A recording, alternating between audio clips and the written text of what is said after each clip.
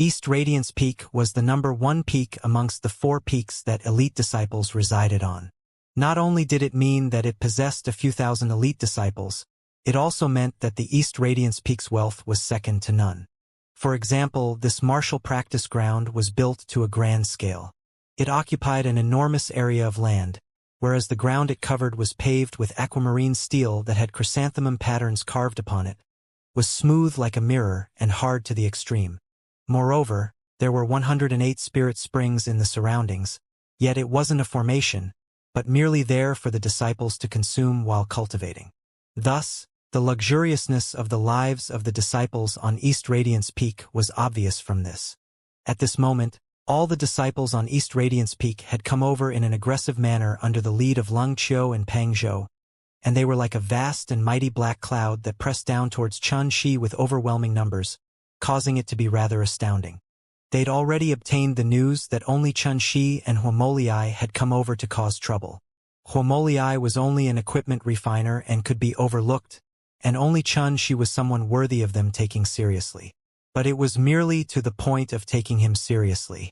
Even though Xianxia was really formidable now and was ranked amongst the core seed disciples of the Divine Radiance Peak, while his name was like the scorching sun in the midday sky, he was only a single person after all. On the other hand, they had a few thousands of people on their side, and all of them were elite disciples at the rebirth realm. They believed that even if they overwhelmed him by fighting him successively or swarmed him with numbers, they would be able to drown Xianxia. So they came aggressively while rubbing their palms together, and the gazes they shot at Xianxia were even filled with provocation, rage, resentment, complacency, and so on and so forth.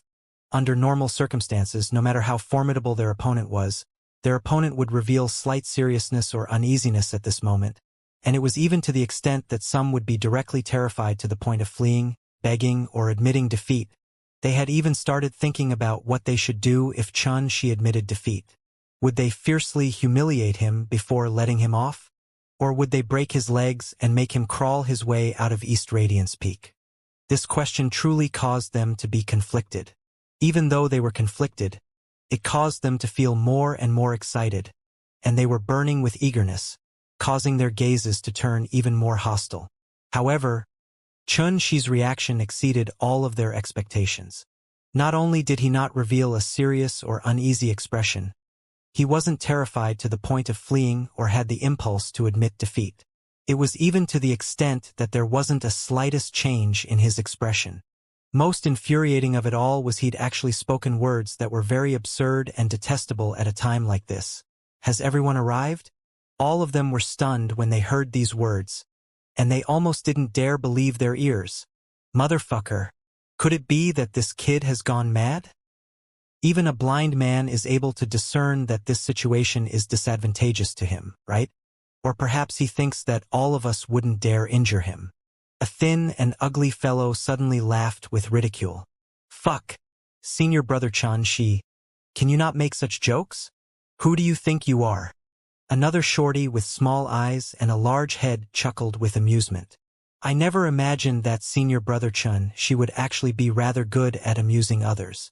Come, why don't you make another joke for everyone? Everyone exploded with laughter in an arrogant and overbearing way. They didn't seem like cultivators but like local ruffians who were teasing a young woman on the streets, and they were indescribably complacent and rampant.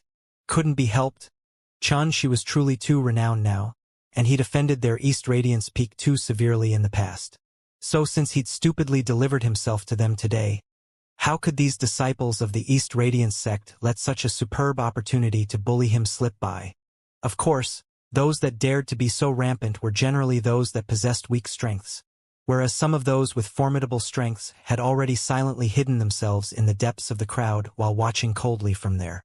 Even though these people hadn't said anything, the gazes they shot at Xianxia couldn't help but carry a trace of an unusual expression. Where's this fellow's confidence coming from? Could it be that he thinks he can sweep through the entire East Radiance Peak by himself? After all, even the #1 core seed disciple on Divine Radiance Peak, Xianxia, didn't dare do this. Even if we take 1,000 steps back and this fellow is really capable of sweeping through everyone. But could it be that he isn't afraid of drawing out the higher-ups of the sect? Isn't he afraid of arousing displeasure of the great figures in the clan, causing them to interfere in this matter and punish him? This fellow is truly unfathomable. Everyone had different views, but all of them commonly felt that Xianxia had purely come to court death, and he'd simply not taken their East Radiance Peak and the higher-ups of the sect seriously. Looks like everyone really has arrived. Xianxia, who stood there alone, spoke abruptly with a calm expression, and his voice didn't fluctuate in the slightest. Everyone exploded with laughter once again. Looks like this fellow has gone mad from his terror, and he can only repeat these words. Only the eyes of Lung Qiu and Pang Zhou constricted abruptly. In the next instant, Xianxia vanished from where he stood, and the battle erupted with a bang. Bang! A myriad of talisman markings interweaved together like a river of stars that swept down, and it was like a dragon that left its lair to sweep through the surroundings. Instantly over 10 people were blasted flying while blood flowed from all their 7 apertures, and they'd completely lost the ability to do battle. A trace of a complacent smile still remained on their faces, yet they'd fainted already. Because Xianxia's movements were truly too swift, to the point they were utterly unable to react in time. Rumble! Another wave of talisman markings swept down like comets, and they were the chains of the grand Tao that were swung about in the hands of a fiend god. Everywhere they passed, expanse after expanse of East Radiance Peak disciples were smacked flying like balls while a rain of blood drifted down, and shrill and miserable cries rose and fell in the surroundings. The scene was in chaos. At this moment, those disciples actually hadn't been able to notice exactly where Xianxia's figure was. Damn it! This fellow actually dared to make a move. Everyone attacking him together. Let's crush this bastard. Brothers, follow me. Kill! Furious roars resounded within the entire heavens and the earth, and it shook the entirety of East Radiance Peak because Xianxia's action had completely lit the flames of rage in the hearts of these disciples. Instantly, various Tao arts and treasures were like dazzling and resplendent fireworks erupting within the entire martial practice grounds, and they were dense like tempest, emanated blazing light, and completely drowned the surroundings. These were the attacks of a few thousand elite disciples struck out in unison, and its impetus was so great that it caused the heavens and the earth to be cast into a shade while the sun and moon went dim. The layer upon layer of restrictions that densely covered the entirety of East Radiance Peak was activated. Otherwise, merely this battle was sufficient to completely flatten and destroy this place. Kill! Xianxia's figure was like a shuttle as the wings of disruption flickered repeatedly, and his entire body was covered with a myriad of surging talisman markings and the rumbling of the Grand Tao. His entire body seemed like a flowing light that was formed from countless strings of talisman markings, and he caused bodies to litter the ground everywhere he passed with uninterrupted success. His expression was indifferent and murderous while his eyes were deep, icy cold, and completely emotionless. He was like a merciless executioner that utilized the more ferocious methods and most precise technique to play out a show that was a mix of blood and shrill cries. This show was for Huomoliai, and it was a pathway for him to vent the rage and hatred that was pent up in his heart for a long time. Yes, he needed to vent. He'd never had such an urgent need to vent like he felt at this moment. During these past few days, because of Bing Shirtian and Yu Qi, the rage in his heart had already been pent up to the limit, and he was afraid he would go mad if he still didn't vent it. Kill! The vital energy in Xianxia's entire body surged like a blazing flame, like boiling lava, and he sprayed out various peak-grade Tao arts with the energy of talisman markings, causing them to erupt with boundless light and emanate limitless might. Everywhere he passed, no one was capable of resisting him. He was like the embodiment of the Tao of talismans. He possessed 6 times his combat strength, a black hole world with the 5 great divine talismans residing within it, and he utilized the dark parasol sapling to ceaselessly replenish his true essence. So how could the combat strength he exerted be merely at 6 times? It was 6 times to him, but to his enemies, his strength was already capable of crushing most of his peers, and he was practically an invincible exalted figure.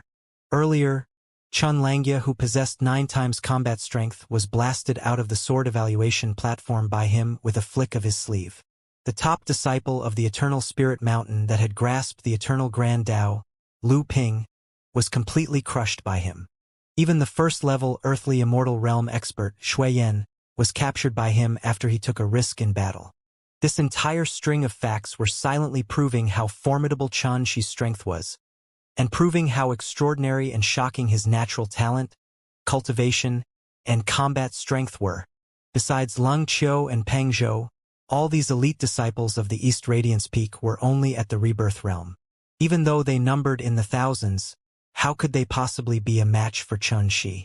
Numbers were utterly useless before Xianxia because since the battle began, not a single person was capable of obstructing Xianxia's footsteps. His speed was too swift and seemed like teleportation. When he was in the ninth hell, the general rank expert Yun Su wasn't even able to catch up to Xianxia after executing a spatial teleportation technique, allowing Xianxia to successfully escape the ninth hell, so how could these disciples possibly obstruct him? Expanse after expanse of East Radiance Peak disciples fell to the ground while blood sprayed out without end. They were like numerous springs of blood that sprayed endlessly on the martial practice grounds, while shrill howls, curses, and furious roars resounded out without end, and it caused the East Radiance Peak to seem horrifying like purgatory. At this moment, Xianxia had completely revealed what being all-powerful was. Some people were unwilling to suffer this fate and surged towards Huomolii with the intention of using him to threaten Xianxia. But they hadn't even approached when they were knocked out by a shapeless force. No one was capable of coming within 30 m of Huomolii, because Xianxia hadn't left and had always been patrolling around Huomolii's surroundings like a gust of wind that blew indeterminately and a shapeless and hard wall. He protected Huomolii within his boundaries, causing no one to be capable of injuring Huomolii in the slightest. Leng Qiu made a move and was crushed. Peng Zhou made a move and was crushed. In next to no time, half of the few thousands of disciples from the East Radiance Peak were laying on the ground, laying within pools of blood while letting out miserable and shrill howls, and they'd lost the ability to battle. This scene was too shocking, and it aroused despair in the hearts of all. When the disciples of the East Radiance Peak that were still standing witnessed this scene, the excitement and complacency that resided in their hearts in the beginning had transformed into despair and coldness. It was too terrifying. Who could have imagined that after a few months had passed, Xianxi's cultivation would have already grown to such a terrifying extent? Who could have imagined that even a few thousand people making a move in unison were unable to do anything to Xianxia? This was something that only an earthly immortal realm expert was capable of achieving, yet Xianxia had achieved it now. This caused terror to arise in their hearts. Their eyes almost split apart while the will to fight in their hearts were like pillars that were without foundation, and it came crumbling down before being replaced by boundless terror. Once the will to fight was lost, one wasn't far from failure. However, right at this moment numerous streaks tore through the distant sky while emanating imposing auras that shot into the sky like rainbows, and they revealed numerous figures with monstrous auras. The disciples of the East Radiance Peak that were helpless, in despair, and were intending to disperse and flee suddenly saw this scene, and it was simply as if they'd grabbed onto a life-saving straw, causing a trace of hope to be rekindled within their eyes. Streaks flowed over like raindrops, and they arrived above East Radiance Peak in the blink of an eye. It's Wang Zhonghuan, Yun Yi, Xiong Wei, and the other senior brothers. Now all the core seed disciples from our East Radiance Peak have arrived. Fantastic! When they saw the few tens of figures that had arrived, those disciples of the East Radiance Peak that intended to disperse and flee couldn't refrain the excitement in their hearts, and they emitted a wave of rumbling cheers. Moreover, even those people that were emanating shrill cries on the ground had gone silent and revealed expressions of delight. What else besides timely assistance was most exciting in this world? In merely an instant, hope was rekindled within the hearts of these elite disciples from East Radiance Peak, and their fighting spirits soared. Those people that came over were Wang Zhonghuan, Yun Yi, and the others. Moreover, even Long Jinbei, Chang Lu, Luo Qianrong, and Wei Xiaoyi, and the others had heard of the incident and came over. Besides Chun Langia, almost all the core seed disciples on Divine Radiance Peak had arrived here. These people represented the topmost forces of the disciples in the 9 Radiant Sword sect. All of them were geniuses that possessed extraordinary natural talent, But when they saw the exceedingly horrifying scene on the martial practice grounds of the East Radiance Peak, all of them were extremely shocked, and if it wasn't for them noticing Xianxia's figure, they would have almost thought an enemy had invaded. Senior brothers and senior sisters, you've come at the right time. This kid Xianxia has trespassed onto our East Radiance Peak for no reason in rhyme, and he ferociously and overbearingly bullied all of us. I hope senior brothers and senior sisters can stand up for us. Yes, he trampled on the rules of the sect and assaulted his fellow disciples. Xianxia is too lawless, right? He must be severely punished. The disciples of the East Radiance Peak were filled with righteous indignation and spoke righteously. All of them were like untouched maidens that had been raped and were indescribably aggrieved, and they gnashed their teeth with extreme hatred and resentment when mentioning Xianxia's name. Above the layer of clouds, Wang Zhonghuan and the others glanced at each other while revealing furious expressions. They were from the East Radiance Peak, so their hearts were on the verge of dripping with blood as they watched their juniors being bashed to such an extent. According to my understanding, junior brother Xianxia isn't an unreasonable person. Since he acted in this way, it was surely these disciples of the East Radiance Peak that offended him first. Luo Qianrong's expression remained unchanged as she spoke slowly. Exactly. I heard that all the disciples of the East Radiance Peak wantonly plundered the West Radiance Peak some time ago, and they completely cleaned out the spirit farmlands, herb gardens, and precious and variant beasts on the West Radiance Peak. Their actions were despicable like thieves, and they do indeed deserve to be taught a proper lesson, said the nearby Wei. Even if they need to be taught a lesson, there's no place for him, Xianxia, to interfere, right? Wang Zhonghuan gritted his teeth with rage as he spoke. Then what do you want? Want to fight Xianxia? Long Jinbei was displeased because this fellow actually dared to speak like this to Wei, and in his opinion it was going a bit too far. You? Wang Zhonghuan was stunned before the rage on his face instantly vanished without a trace, and then he went silent in dejection like a lion that had lost a battle. He'd witnessed exactly how terrifying Xianxia's strength was while at the sword evaluation hall, so no matter how unwilling he was, he had to admit that fighting Xianxia at this moment was simply be asking to be humiliated. Yun Yi and the other disciples from the East Radiance Peak recalled this as well, causing them to go silent while they sighed in their hearts. Why are these bastards so ignorant?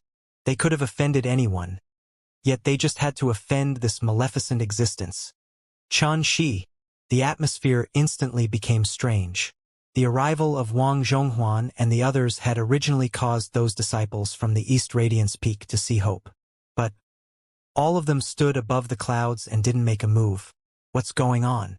However, to their utmost horror, Xianxia still didn't stop under these circumstances, nor did he reveal even a trace of fear. In other words, since Wang Zhonghuan and the others arrived, the battle was still continuing. From the beginning until the end, Xianxia didn't even raise his head.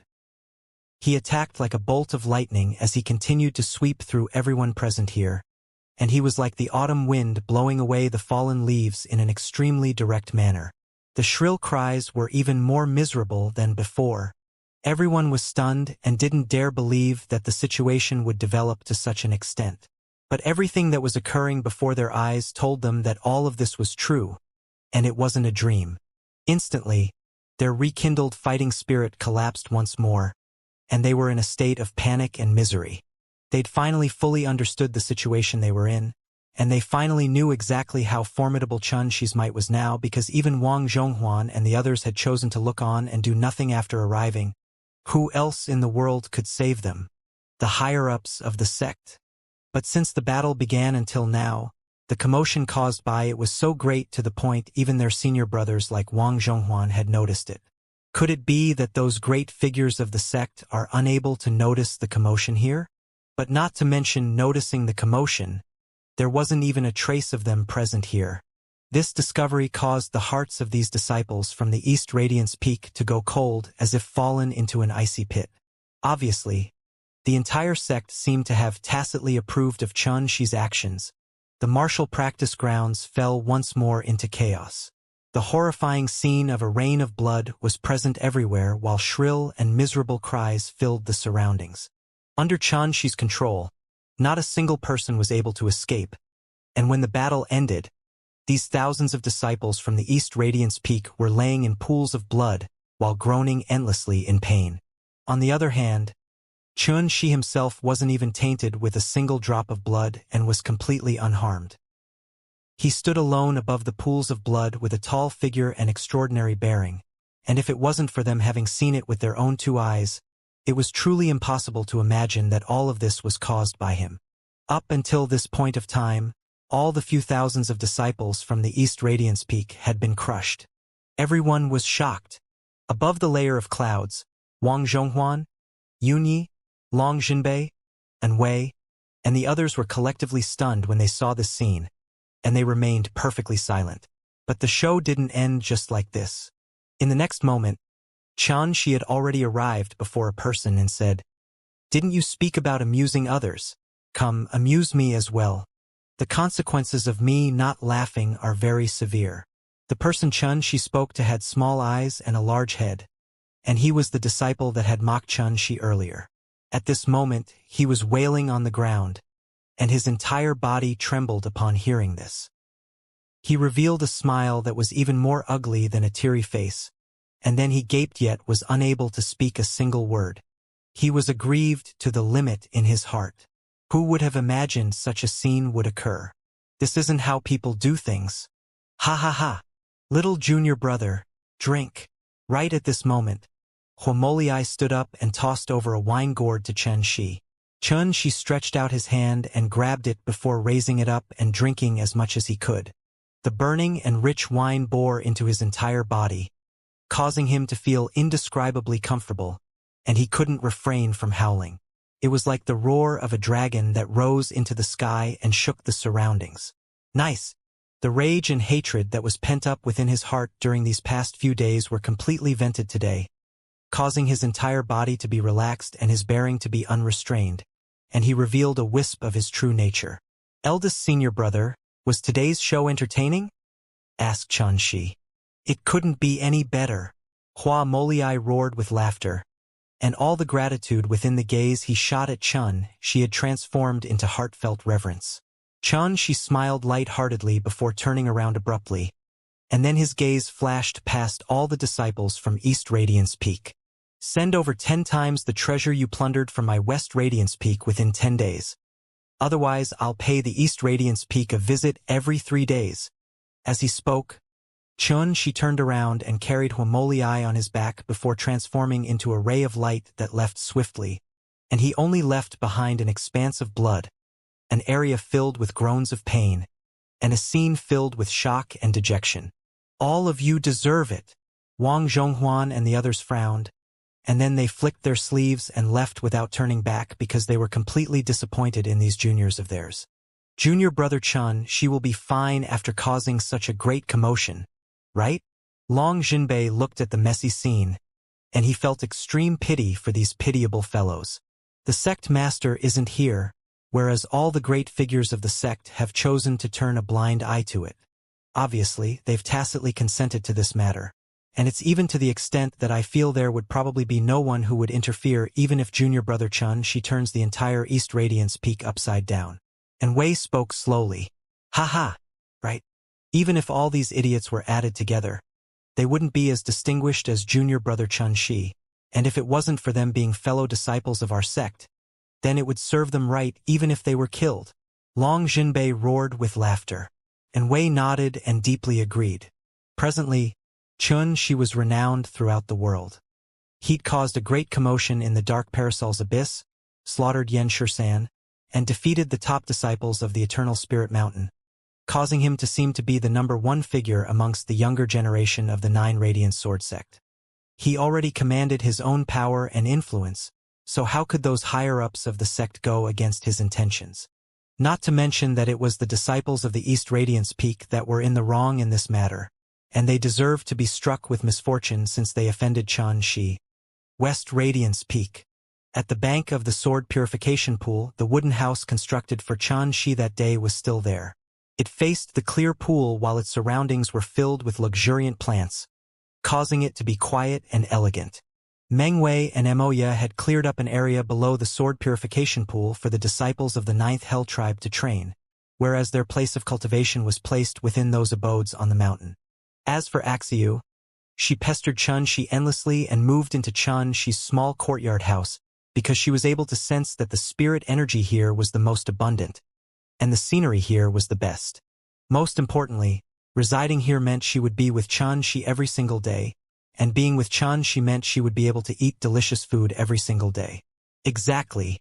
In Axiu's heart, Xianxia's worth was reflected in the delicious dishes he cooked that night at the peak of West Radiance Peak. Stars studded the sky while a campfire blazed, and the fragrance of meat suffused the banks of the sword purification pool and entered the noses of all. Xianxia exerted all his skill to smoothly cook numerous dishes and prepared several jars of wine before drinking to his heart's content with Meng Wei, Moya, Axiu, and the others. He was welcoming everyone from the 9th Hell tribe and telling them that this was their second home from Tord onward. Both Meng Wei and Moya understood Xianxia's intentions, and they could only drink repeatedly to display their gratitude. The youths were the most carefree as they were unable to see through all this, but they had an exceptionally steady feeling as if they were rooted to the ground and aroused a sense of belonging. Axiu was the most candid and only knew how to eat. Her origins were mysterious, yet she'd helped all of them greatly, so everyone, including Xianxia, didn't take her to be an outsider. All in all, the West Radiance Peak wasn't chilly and empty tonight, and it was filled with laughter and overflowing with joy. Only one person had very complicated feelings, and that person was Shui Yan. She stared blankly at everyone who was drinking and chatting. She couldn't be said to envy them, but this feeling of being disregarded caused her to feel extremely uncomfortable. After hesitating for a long time, she decided to have a proper talk with Xianxia in the end. Dawn the next day, the entire 9 Radiant Sword sect knew that Xianxia had returned. For a time, regardless of if it was inner court disciples, outer court disciples, elite disciples, core disciples, or even those elders and higher-ups, all of them were discussing the same name, Xianxia.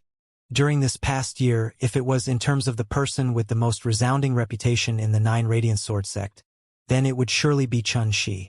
Since the moment he joined the sect, he'd created stir after stir and miracle after miracle. Now, a legendary figure like this had returned while carrying a monstrous reputation, and he'd completely stirred the entire 9 Radiant Sword sect.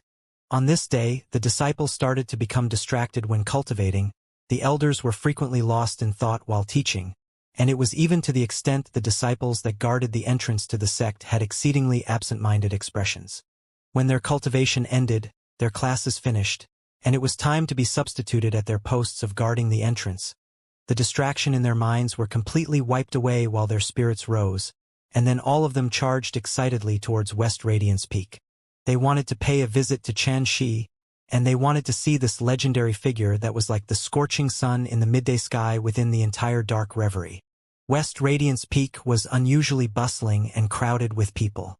Xianxia didn't return to Divine Radiance Peak, but moved into West Radiance Peak because with his current cultivation there wasn't any difference no matter where he cultivated. But never had he imagined that so many people would come pay him a visit today, and even if he arranged for Meng Wei and the others to entertain the guests, they were still indescribably busy.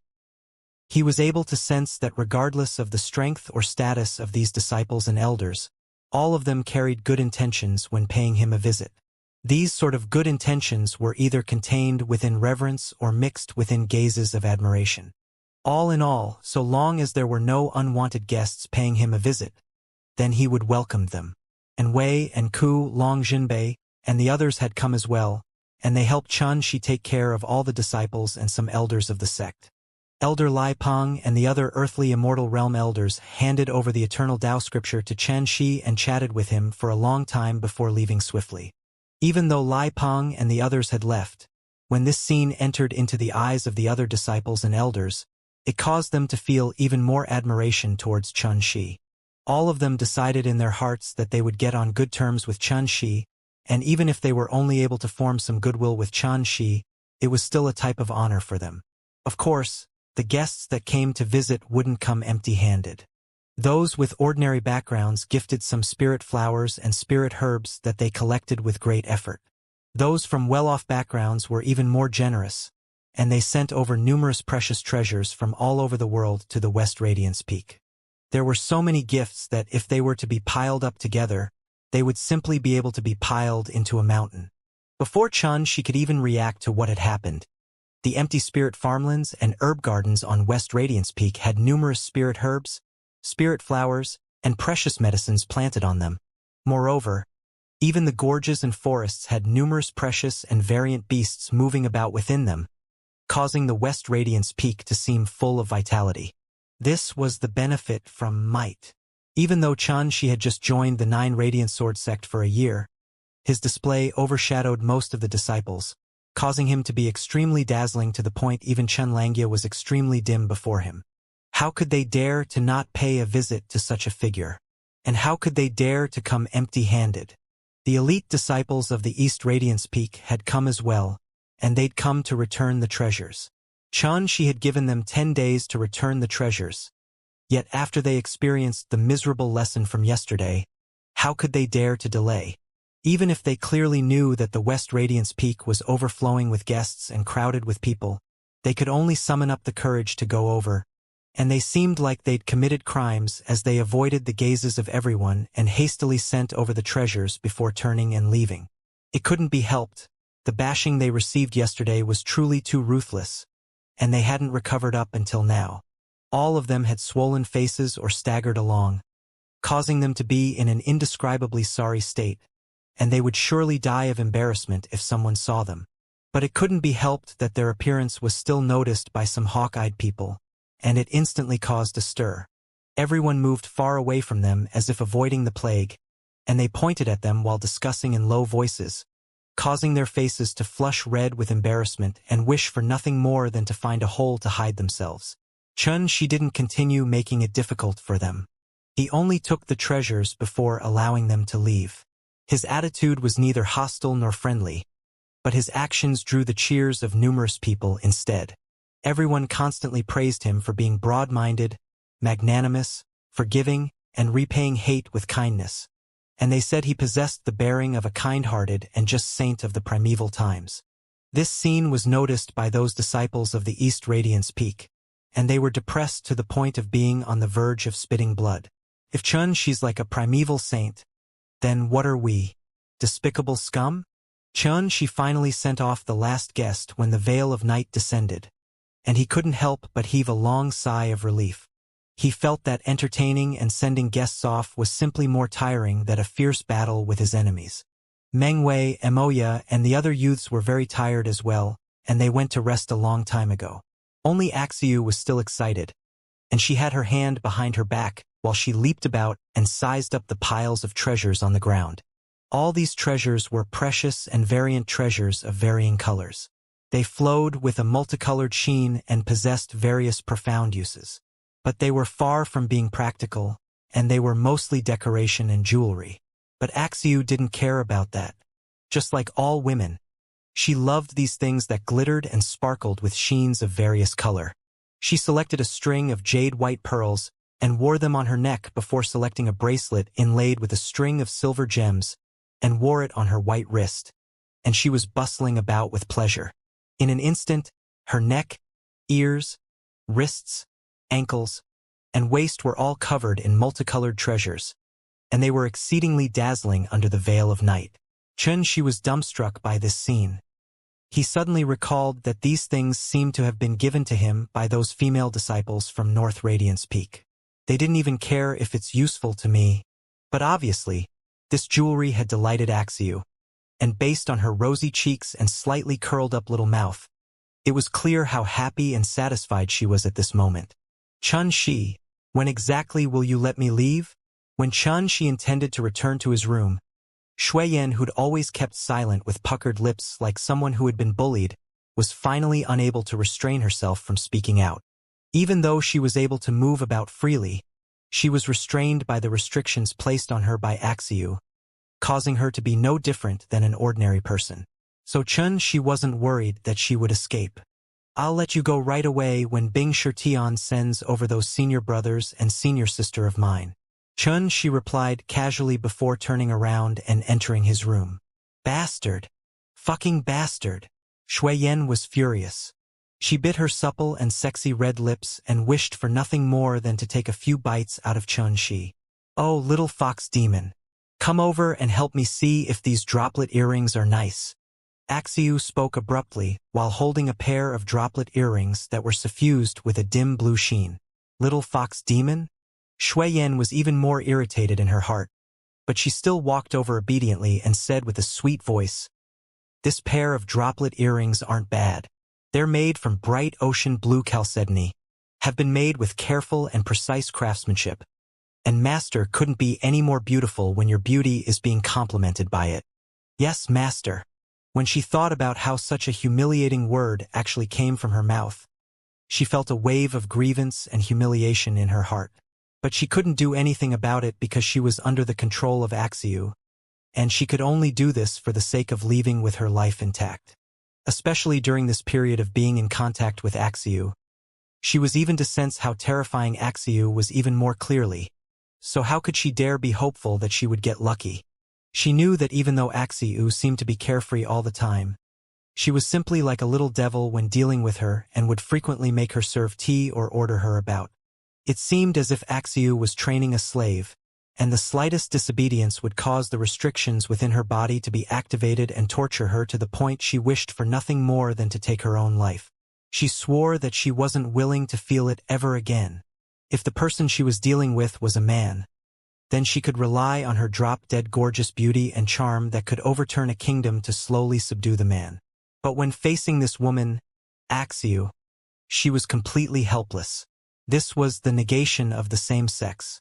Especially when one woman was torturing another woman, their methods would simply be even more terrifying than men. You don't mean what you speak, but don't worry. The day will come when I'll surely train you into a qualified servant.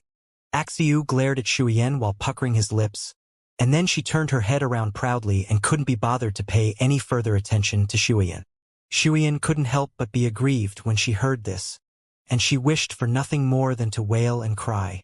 At this moment, she strongly desired to leave this place and leave this little devil that deserved to be sliced into 1,000 pieces. Chun Shi sat cross-legged on his bed within the room. Before him was a scroll that emanated a clear radiance and a rain of light, causing it to seem extraordinary and miraculous. It was the supreme inheritance form, the Eternal Spirit Mountain, the Eternal Tao Scripture. Lai Peng had already made it clear that he only had 7 days to comprehend this scripture, and excluding today, there were merely 6 days remaining. So Lai Peng asked him to make the best use of his time and comprehend it, and it would be an enormous gain if he were able to comprehend a trace of the Eternal Tao insight. Chun Shi naturally didn't dare waste any more time. He was similarly extremely curious about the eternal profundity. He raised his scripture up in his hand, and it warm yet cool. It was like he'd grabbed onto a pool of chilly spring water, and it felt extremely extraordinary to the touch. Never mind, it's better to head to the world of stars to comprehend it. Chun Shi pondered for a short moment and didn't comprehend it impatiently. He stood up instead and opened up the manor before heading within. The temporal laws in the world of stars was extremely extraordinary. Time flowed more than 10 times slower than the outside world, and in other words, he would have comprehended within for 2 months while only 6 days had passed in the outside world. The vast starry sky was suffused with a chilly silver brilliance. Chun Shi sat beneath the starry sky as he took a deep breath, and his mind instantly became empty and clear without the slightest distracting thought. He slowly opened up the Eternal Tao Scripture. Swish! A string of clear and ancient words fluttered out from the scripture as if they had wings, and they coiled endlessly around him. The clear light surged about while the aura of the eternal grand Tao curled up and dispersed towards the surroundings, and the tune of the Tao that was like the sound of nature could be faintly heard to be slowly resounding out from it. On the other hand, Chun Shi's mind was completely immersed within this extremely profound environment. His thoughts seemed to be connected to the ancient times, and various comprehensions gradually surged into his heart. The Eternal Tao Scripture glowed while the words on it were like gems that emanated a clear radiance and leaped out from within, and they resounded with a faint tune of the Tao that was like the sound of nature. Chun Shi's mind was immersed within it. He was neither happy nor sad, and his mind was in complete concentration. Instantly, he saw a gorge that was suffused with celestial mist, an expanse of verdant bamboo forest, and between the cover of the bamboo forest was a gurgling spring. Every single droplet of the spring water that flowed from it was round like a clear pearl, and it clinked as it flowed and seemed extremely ordinary. But, when one looked carefully, within every single one of those droplets was actually numerous grand daos and profound laws that suffused a clear radiance and eternal vitality. Is this the spring of eternity? According to rumor, the spring of eternity had existed in the world since the chaos was split apart, and its spring water emitted a graceful and clear radiance that was eternal and filled with vitality. An ordinary person only had to drink a drop before the person would be able to escape his mortal body, and he would obtain eternal youth and an extremely solid foundation to cultivate upon. Besides that, the foundation and inheritance of the eternal spirit mountain came from the spring of eternity, and it was branded with the various grand Tao profundities related to the eternal. When these thoughts flashed past Xianxia's mind, the spring water within the scene instantly started boiling, and then they transformed into strings of words that flew out before boring their way into his sea of consciousness. Bang! His mind droned as all the scenes before him vanished, and his entire body seemed to be immersed within a clear-colored ocean, while countless obscure and profound techniques surged through his entire body like the tide. The eternal. What was the eternal? Something that broke through the shackles of the temporal laws and existed without end. This was one of the supreme profundities of the heavens and the earth, and it caused countless people to dream of comprehending it. Moreover, it was a supreme Tao insight that heavenly immortals sought for tirelessly. At this moment, even though the eternal Tao scripture Chun she was comprehending now was only a copy, the numerous profundities branded on it seemed boundless like the Milky Way and vast like an ocean. It was probably difficult to comprehend a portion of it in one's entire lifetime. Even with Xianxia's current comprehension ability, he felt that it was extremely strenuous, and it felt that it was obviously difficult to the extreme to completely comprehend this Tao scripture within a short period of time. Right at this moment, the river diagram fragments within his sea of consciousness emanated a strange fluctuation. Unlike before, this fluctuation didn't just surge throughout Xianxia's body, but even affected the eternal Tao scripture. Instantly, a blazing rain of light sprayed through the sky like a tempest, whereas even though the eternal Tao scripture was only a copy and not the original, it actually developed boundless profundities within it at this moment. Line after line of completely new words drifted out and flowed like gurgling streams that coiled around Xianxia's body, and this phenomenon actually continued for the time for an incense stick to burn. Xianxia was shocked by this scene to the point of awakening from his comprehension, and when he sized up the eternal Tao scripture once again, it was still the same as before. But there were countless new words that were obscure and profound, and these words were extremely miraculous and fluttered about around him. Could it be that the river diagram fragments revealed the true eternal Tao scripture before me? Xianxia took a deep breath, and he had a strong feeling that his guess wasn't wrong. Otherwise, where could these new words that were coiled around him have come from? When he thought up to here, he couldn't help but be shocked in his heart because this eternal Tao scripture was the supreme inheritance of the secluded paradise, the eternal spirit mountain. Even though it was only a copy, it was still filled with knowledge that was vast like an ocean. Now, the river diagram fragment was actually capable of revealing its true and complete profundities. So exactly how formidable was its ability? Since he'd obtained the river diagram fragments until now, it was the first time he'd encountered such a miraculous thing, and the more he thought about it, the more he felt that this ability was terrifying. If another incomplete Tao scripture was given to me, then would it be able to be completely revealed to me by the river diagram fragments? In next to no time, Xianxia stopped thinking about this because he didn't have much time, and now that the eternal Tao scripture he had to comprehend was the complete version, its difficulty had increased by more than just a few times. The clear radiance of the eternal effused out while every single word was like a gem that emitted a bright radiance that enveloped Xianxia within it. His expression was clear while his back remained ramrod straight, and he sat upright beneath the starry sky while his entire figure emitted an indescribable aura, causing the depths of the starry sky to faintly emit the tune of the Tao that was very indistinct. 7 days later, Everyone from the Eternal Spirit Mountain arrived once more at the 9 Radiance Sword sect. On the mountain pathway, a golden-robed young man couldn't help but ask, "Princess, what if the 9 Radiance Sword sect really comprehends the eternal profundity within 7 days?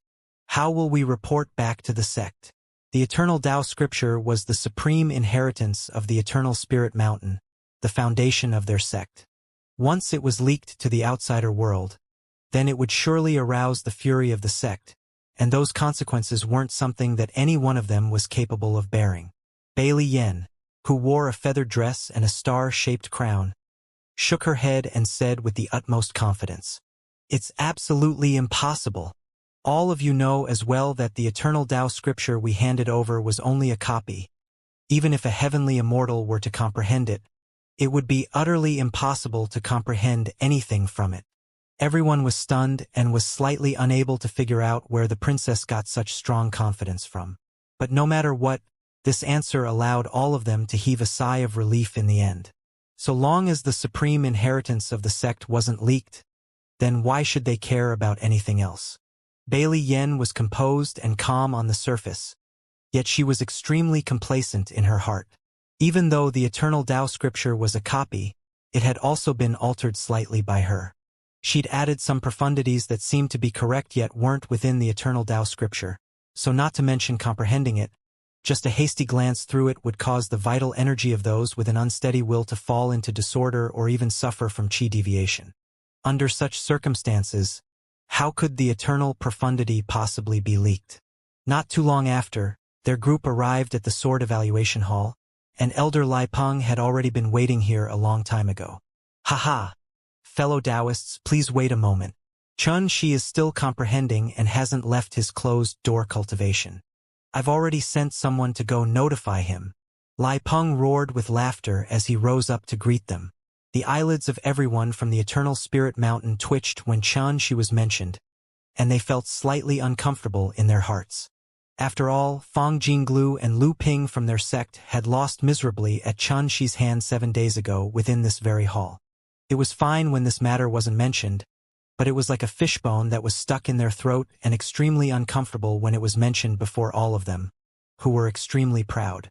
Bailey Yan's expression didn't change as she said with a clear voice, "Don't mention it, Elder Lai Peng. We'll just wait for a moment." Lai Peng combed his beard and smiled before starting to ask everyone to take their seats. The instant Bailey Yen sat down, she said directly, "Elder Lai Peng, why don't we seize this moment of leisure to make another bet? Just take it as something to pass our time." Lai Peng's brows raised as he said with surprise, "Oh? What do you want to bet on this time? Please do tell me about it." Bailey Yen said without the slightest hesitation, "It's very simple. I bet that Chun Shi was unable to comprehend the eternal profundity within 7 days." At this moment, Lai Peng's eyelids couldn't help but twitch, and he was slightly displeased in his heart. Yet he still smiled and said, "Then what if Princess loses? If I lose, then Elder Lai Peng can make any demands, and so long as it doesn't go too far, then I'll agree to all of them." Bailey Yen said indifferently, "If Elder Lai Peng loses, then can you give up a cherished possession and give Chun Shi to my Eternal Spirit Mountain?" Lai Peng's eyes narrowed abruptly as cold lights flashed within. He never expected that Bailey Yen would actually put forward such a condition, and if he were to agree, then even if he didn't lose this bet, he would still suffer the accusation of the entire sect. After all, a disciple like Chun Shi was truly too rare and unique, and he belonged amongst the greatest and most peerless geniuses in the entire Dark Reverie. So how could the possession of such a disciple be decided with a bet? Even everyone from the Eternal Spirit Mountain was stunned when they heard this. The princess wants to recruit Chun Shi to be of use to her? Oh, if it's like this, then it's actually not bad either. Everyone couldn't help but start indulging in their imagination because their Eternal Spirit Mountain really welcomed figures like Chun Shi, because he was like a unique treasure where one wasn't afraid of a high price, but rather being unable to purchase it at all. "No!" Elder Lai Peng spoke resolutely and decisively as he refused. "If these are the conditions, then there's no need for this bet." "Then why doesn't Elder Lai Peng set the conditions?" Bailey Yen wasn't surprised in the slightest, and it would be strange if Lai Peng agreed so easily to these conditions. She'd even planned in her heart about how she should coerce and bribe Chen Shi later to make him obediently enter under her command and be of use to her. Lai Peng couldn't bear to spoil the atmosphere, so he pondered briefly before he said with a smile, "Since it's a bet, then why don't each of us take out an immortal artifact as the wagered items? How about it? An immortal artifact?" Those disciples of the Eternal Spirit Mountain couldn't help but be surprised when they heard this because it was absolutely an extravagant move. An immortal artifact was priceless, and it was a precious treasure even in the Eternal Spirit Mountain. Of course, they were merely surprised and couldn't be said to be shocked. After all, when they came out to the world to gain experience and tempering this time, the sect had bestowed numerous immortal artifacts to them. So compared to the disciples of the other sects, their confidence and resources were much stronger. Lai Peng was hoping for this exact effect because an immortal artifact could absolutely not be considered to be shabby, yet it couldn't be considered to be too absurd for both their sects, and they were able to grit their teeth and hand it over. "All right," Bailey Yen pondered briefly before nodding in agreement. And then she raised her hand and took out a palm-sized feathered shirt that glowed with strands of dark green, immortal energy. This is the Nethermist Feathered Armor. It's an ordinary immortal artifact with 36 immortal restrictions placed upon it. So long as it's refined well, it'll be able to produce an artifact spirit. Even though it isn't as precious as a dark spirit-grade immortal artifact, but it's an existence at the top amongst ordinary immortal artifacts. Bailey Yen said slowly. Not to mention it's a defensive immortal artifact, and when worn, it's even capable of protecting one's life when facing the full force strike of an earthly immortal realm expert. Lai Peng pondered briefly before taking out an immortal artifact as well. It was an immortal sword that was snow-white and smooth, sharp and imposing, and it was suffused with an extremely sharp immortal energy. This immortal sword was called Snow Ray, and it was similarly an ordinary immortal artifact. It possessed peerless offensive force, and when used in the hands of an earthly immortal realm expert, it was capable of exerting might that shook the heavens and the earth. Bailey Yen nodded in her heart because the quality of this Snow Ray immortal sword was extraordinary, and it was roughly on par with the Nethermist Feather Armor she put forward. One was offensive and the other defensive, and they complemented each other. As the bet came into effect, both of them instantly felt slight anticipation in their hearts. Who exactly will win? All answers would only be revealed once Xianxia arrived. After the time for an incense stick to burn, a wave of footsteps sounded out from outside the sword evaluation hall, causing the spirits of everyone in the hall to be refreshed, and they looked over in unison. It was high noon. The sun was radiance and poured down with expanses of brilliant light while a tall figure walked over while bathed under the brilliance of the sun. His figure was ramrod straight as he walked with steady footsteps, and he seemed to have fused with the world and resonated with the grand Tao as he moved. Moreover, his bearing was vast and extraordinary. It was precisely Xianxia. Lai Peng couldn't help but reveal a wisp of admiration and emotion in his gaze when he saw this familiar figure. Only a little over a year has passed. Yet this disciple's senior brother Lu brought back already possesses his own influence and power.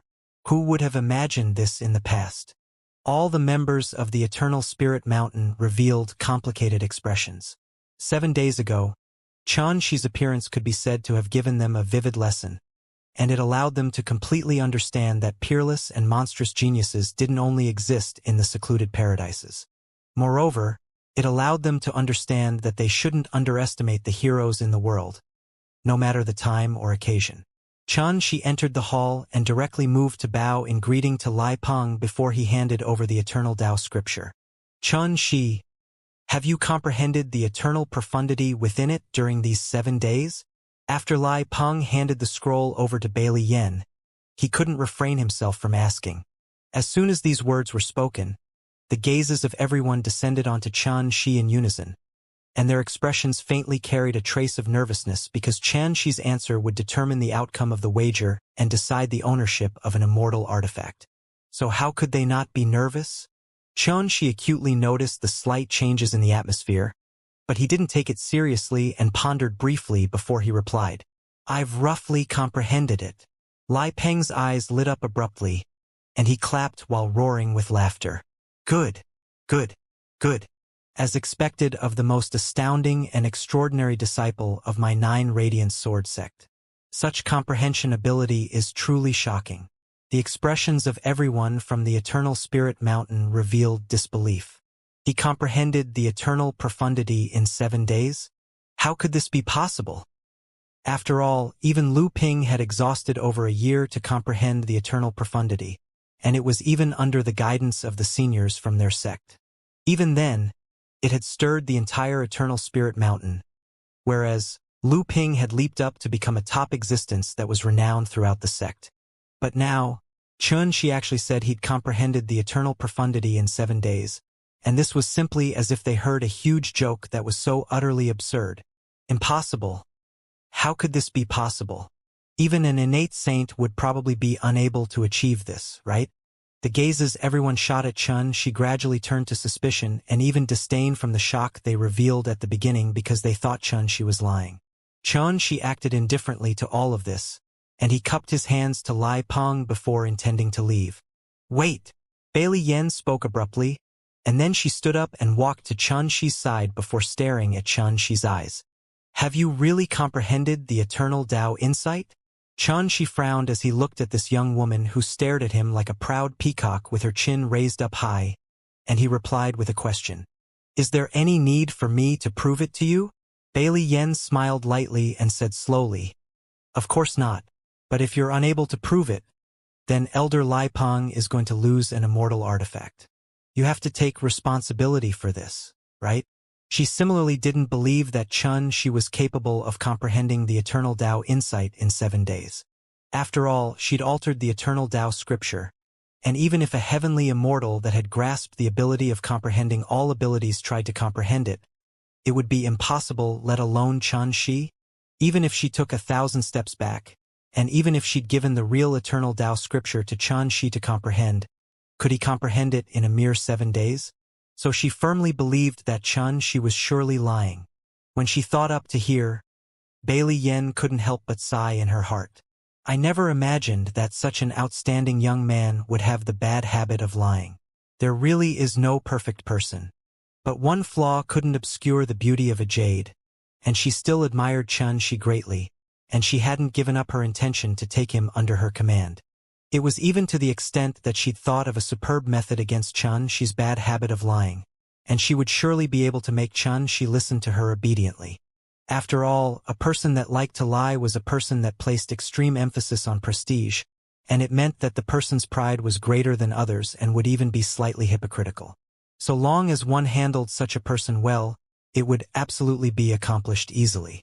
Xianxia didn't know that so many thoughts had actually flowed through Princess Bailey's mind in this instant, and he only stared blankly at her before looking at Elder Lai Peng. Lai Peng frowned instead, and then he looked at Bailey Yen. Princess, since Xianxia has already clearly stated that he has grasped the eternal Tao insight, this wager ought to have been won by me. So why is there any need to prove it? Could it be that you think Xianxia's words could be a lie? Xianxia roughly understood everything when he heard this, and he couldn't help but be amused in his heart. He originally thought that making Princess Bailey lose the last time had already given her a heavy lesson, yet he never expected that she was madly addicted with gambling, and not only had she not learned a lesson, she instead put forward a wager with Elder Lai Peng. Such courage wasn't something everyone was capable of possessing. It wasn't difficult to discern from this that Princess Bailey was someone that was proud to the bone, and she possessed confidence and a desire to control that exceeded the imagination of ordinary people. Once she firmly believed something, her courage would be so great it would arrive at an insane state. Sure enough, Bailey Yen was filled with confidence as she persisted. Why must Xianxia's words be true? Lai Peng frowned, and was very displeased in his heart. He even dared to strike his chest and guarantee that Xianxia would absolutely not deceive him. But when he thought of how Princess Bailey might not believe it even if he guaranteed it, it would truly be an embarrassing moment. So, he could only shoot his gaze at Xianxia at this moment, and he said in consulting tone, Xianxia, why don't you display the eternal Tao insight for a moment? Xianxia was absolutely the first person that was capable of making Lai Peng who managed the punishment in the sect, had a status only inferior to the set master, and had a stern nature, speak in such a tone. Xianxia wasn't an idiot, and he naturally discerned the meaning behind Lai Peng's words. But he didn't display it right away because he felt he would be like a clown if he did. He raised his eyes to look at Bailey Yen and said abruptly, "Since it's a bet, then why don't we add a bit more to it?" As soon as these words were spoken, everyone present was stunned. Has this fellow gone mad? Or is he really confident? Someone couldn't help but mutter in a low voice, "This fellow wouldn't be trying to bluff us, right?" Since the matter was exposed. He hurriedly displayed an even more arrogant appearance to make us mistake it for him being filled with confidence. I think so too. If it's really like this, then this fellow's acting skills are too extraordinary, and if he went to swindle others, then he would absolutely be a master. Haha. Interesting, truly interesting. The whispered discussions of these people weren't covered up. It seemed as if they were intentionally speaking for Xianxia and Lai Peng to hear, and their tone and expressions were filled with contempt and disdain. Lai Peng's face sank instantaneously, and his heart was filled with rage. In this current situation, he could only place his hopes on Xianxia. All right, I agree. I wonder what sort of addition fellow Taoist Xianxia has in mind. Bailey Yen stared fixedly at Xianxia for a short moment before agreeing with a light smile in the end. Simple, if you lose, then apologize to my martial uncle Lai Peng. And if I lose, then you can state any request. Xianxia spoke indifferently and in a composed manner. Lai Peng was stunned and extremely gratified in his heart. Xianxia was obviously suffering a great loss in this bet, but it just so happened that it was even more capable of displaying Xianxia's feelings towards him.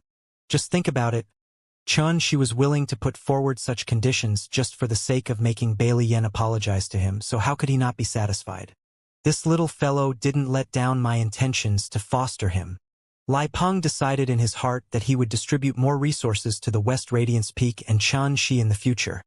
And so long as it didn't exceed the scope of his authority, he would satisfy any requests of Xianxia's. All right, I agree.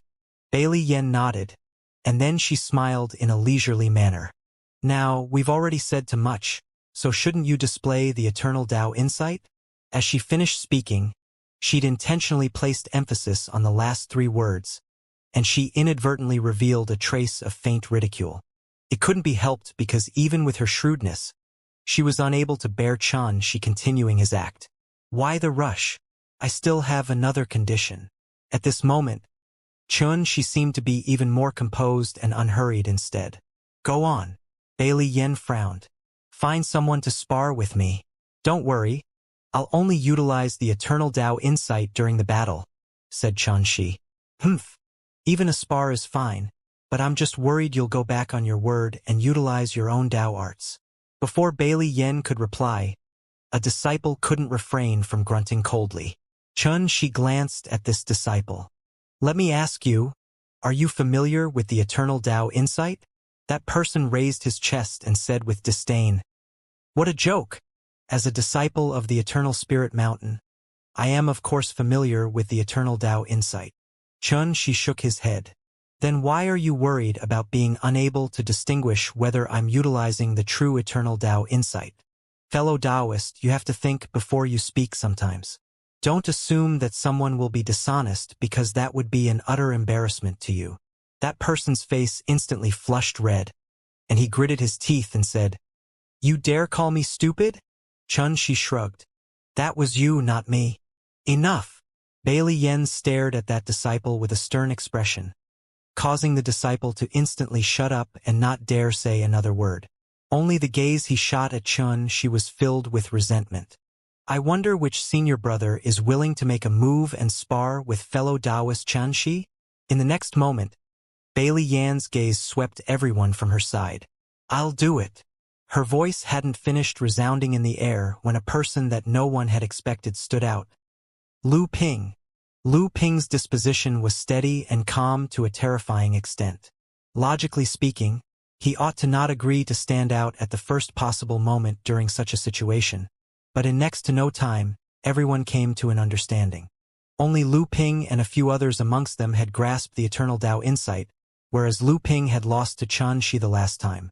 So what he intended from suddenly jumping out to spar with Xianxia was thought-provoking. Lai Peng didn't think too much. He directly flicked his sleeve when he saw Lu Ping walk out and activated the sword evaluation platform. Fellow Taoist Xianxia, please guide me. Lu Ping cupped his hands and spoke calmly. Please go ahead. Xianxia cupped his hand as well. In the next moment, both of them had already leaped up the sword evaluation platform and stood in confrontation from afar, and a new spar was about to begin. On the sword evaluation platform, Xianxia and Lu Ping stood in confrontation from afar. The atmosphere in the hall was silent, perfectly silent. The gazes of everyone were converged on Xianxia, as they wanted to see if he'd actually comprehended the profundities of the eternal grand Tao or not. Bang!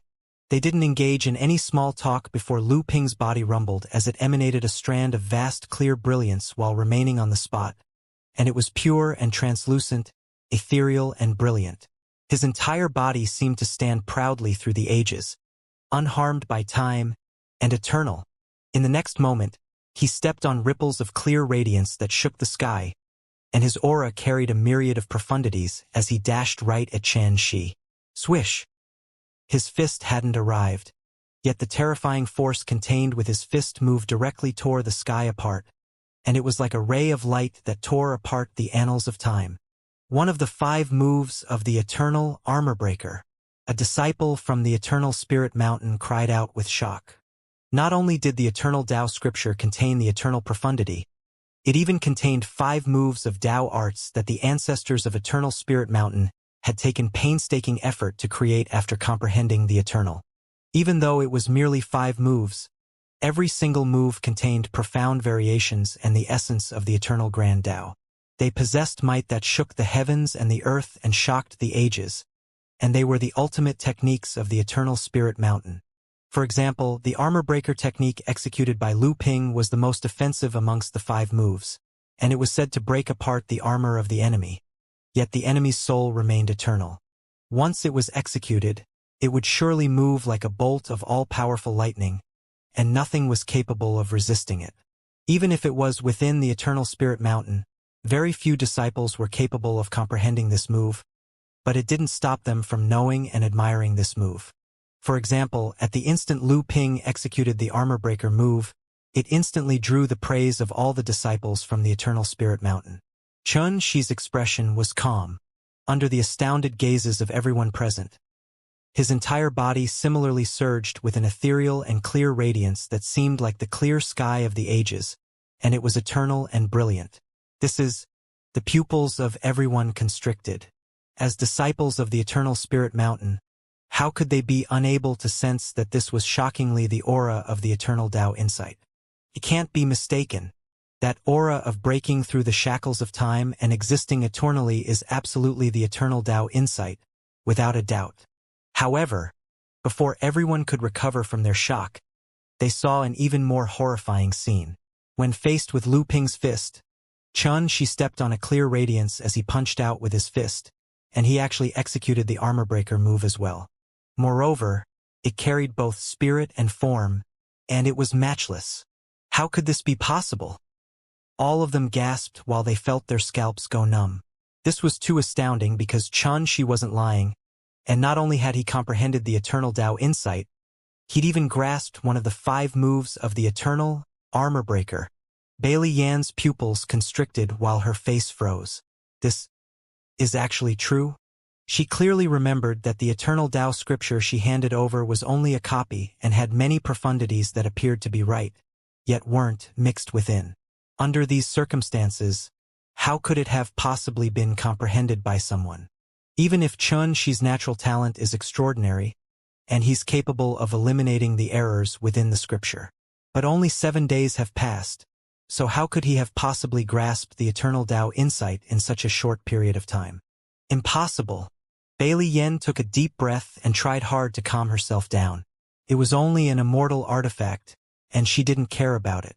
What she cared about was the inheritance of her sect. If it was really grasped by Xianxia, then even with her status and identity, she would be utterly unable to return to the sect and report to her seniors in the sect.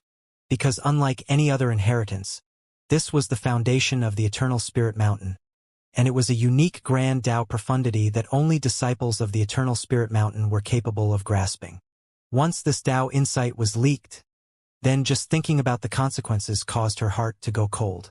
In the next moment, she'd stopped thinking and clenched her fists while she stared fixedly at Xianxia, who was on the sword evaluation platform.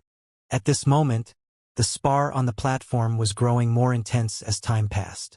No matter if it was Xianxia or Lu Ping, both of them executed the Eternal Tao insight in battle, causing the clear brilliance of the Eternal Tao insight to be everywhere, and it was brilliant and blazing while their battle was extremely intense. Compared to the others, Lu Ping was even more shocked in his heart because only when one personally fought Xianxia would one sense it more directly and strongly. Not only had Xianxia grasped the Eternal Tao insight, he'd even grasped the 5 moves of the Eternal. Because since the battle started until now, Xianxia had clearly executed the armor breaker, incomplete, history, mortality, and evermore. This caused Lu Ping, who was composed and steady like a rock, to be unable to help but feel a trace of astonishment. Isn't this too inconceivable? It's too unbelievable. He even dared swear to the heavens that regardless of moves, essence, or the myriad of profundities contained within them, the 5 moves of the Eternal Xianxia utilized were completely genuine. If it wasn't for his opponent being Xianxia, he would have almost thought he was sparring with a senior brother from his sect, and he was utterly unable to imagine that the person before him was an existence that had comprehended the Eternal Tao scripture for only 7 days. Of course, Lu Ping had also noticed that Xianxia's movements were very lacking in fluency, and it hadn't attained a state of perfection, whereas the Eternal Tao insight Xianxia had comprehended could only barely be considered to have been grasped. But the more it was like this, the more it proved that Xianxia had really grasped the Eternal Tao insight in 7 days and had utterly not come into contact with it in the past. Otherwise, it would be impossible for his movements to be so lacking in fluency, and it would be impossible for the level of his Tao insight comprehension to be so low. Exactly how did this fellow accomplish this? Lu Ping was shocked, and everyone in the hall was similarly shocked. The gazes they shot at Xianxia, who was on the sword evaluation platform, were filled with astonishment, and they seemed as if they were looking at an unbelievable freak. Lai Peng sighed repeatedly with admiration because Xianxia had given him too many pleasant surprises. Since the battle had begun until now, he'd been grinning from ear to ear, and if this scene were to be seen by other disciples, then they would surely have their jaws shocked off because the stern and merciless enforcement elder, Lai Peng, was actually capable of smiling so brilliantly. Xianxia was completely unaware of everything in the surroundings. He was immersed in this spar, and he was using this opportunity of the battle with Lu Ping to slowly verify what he'd comprehended in these past few days.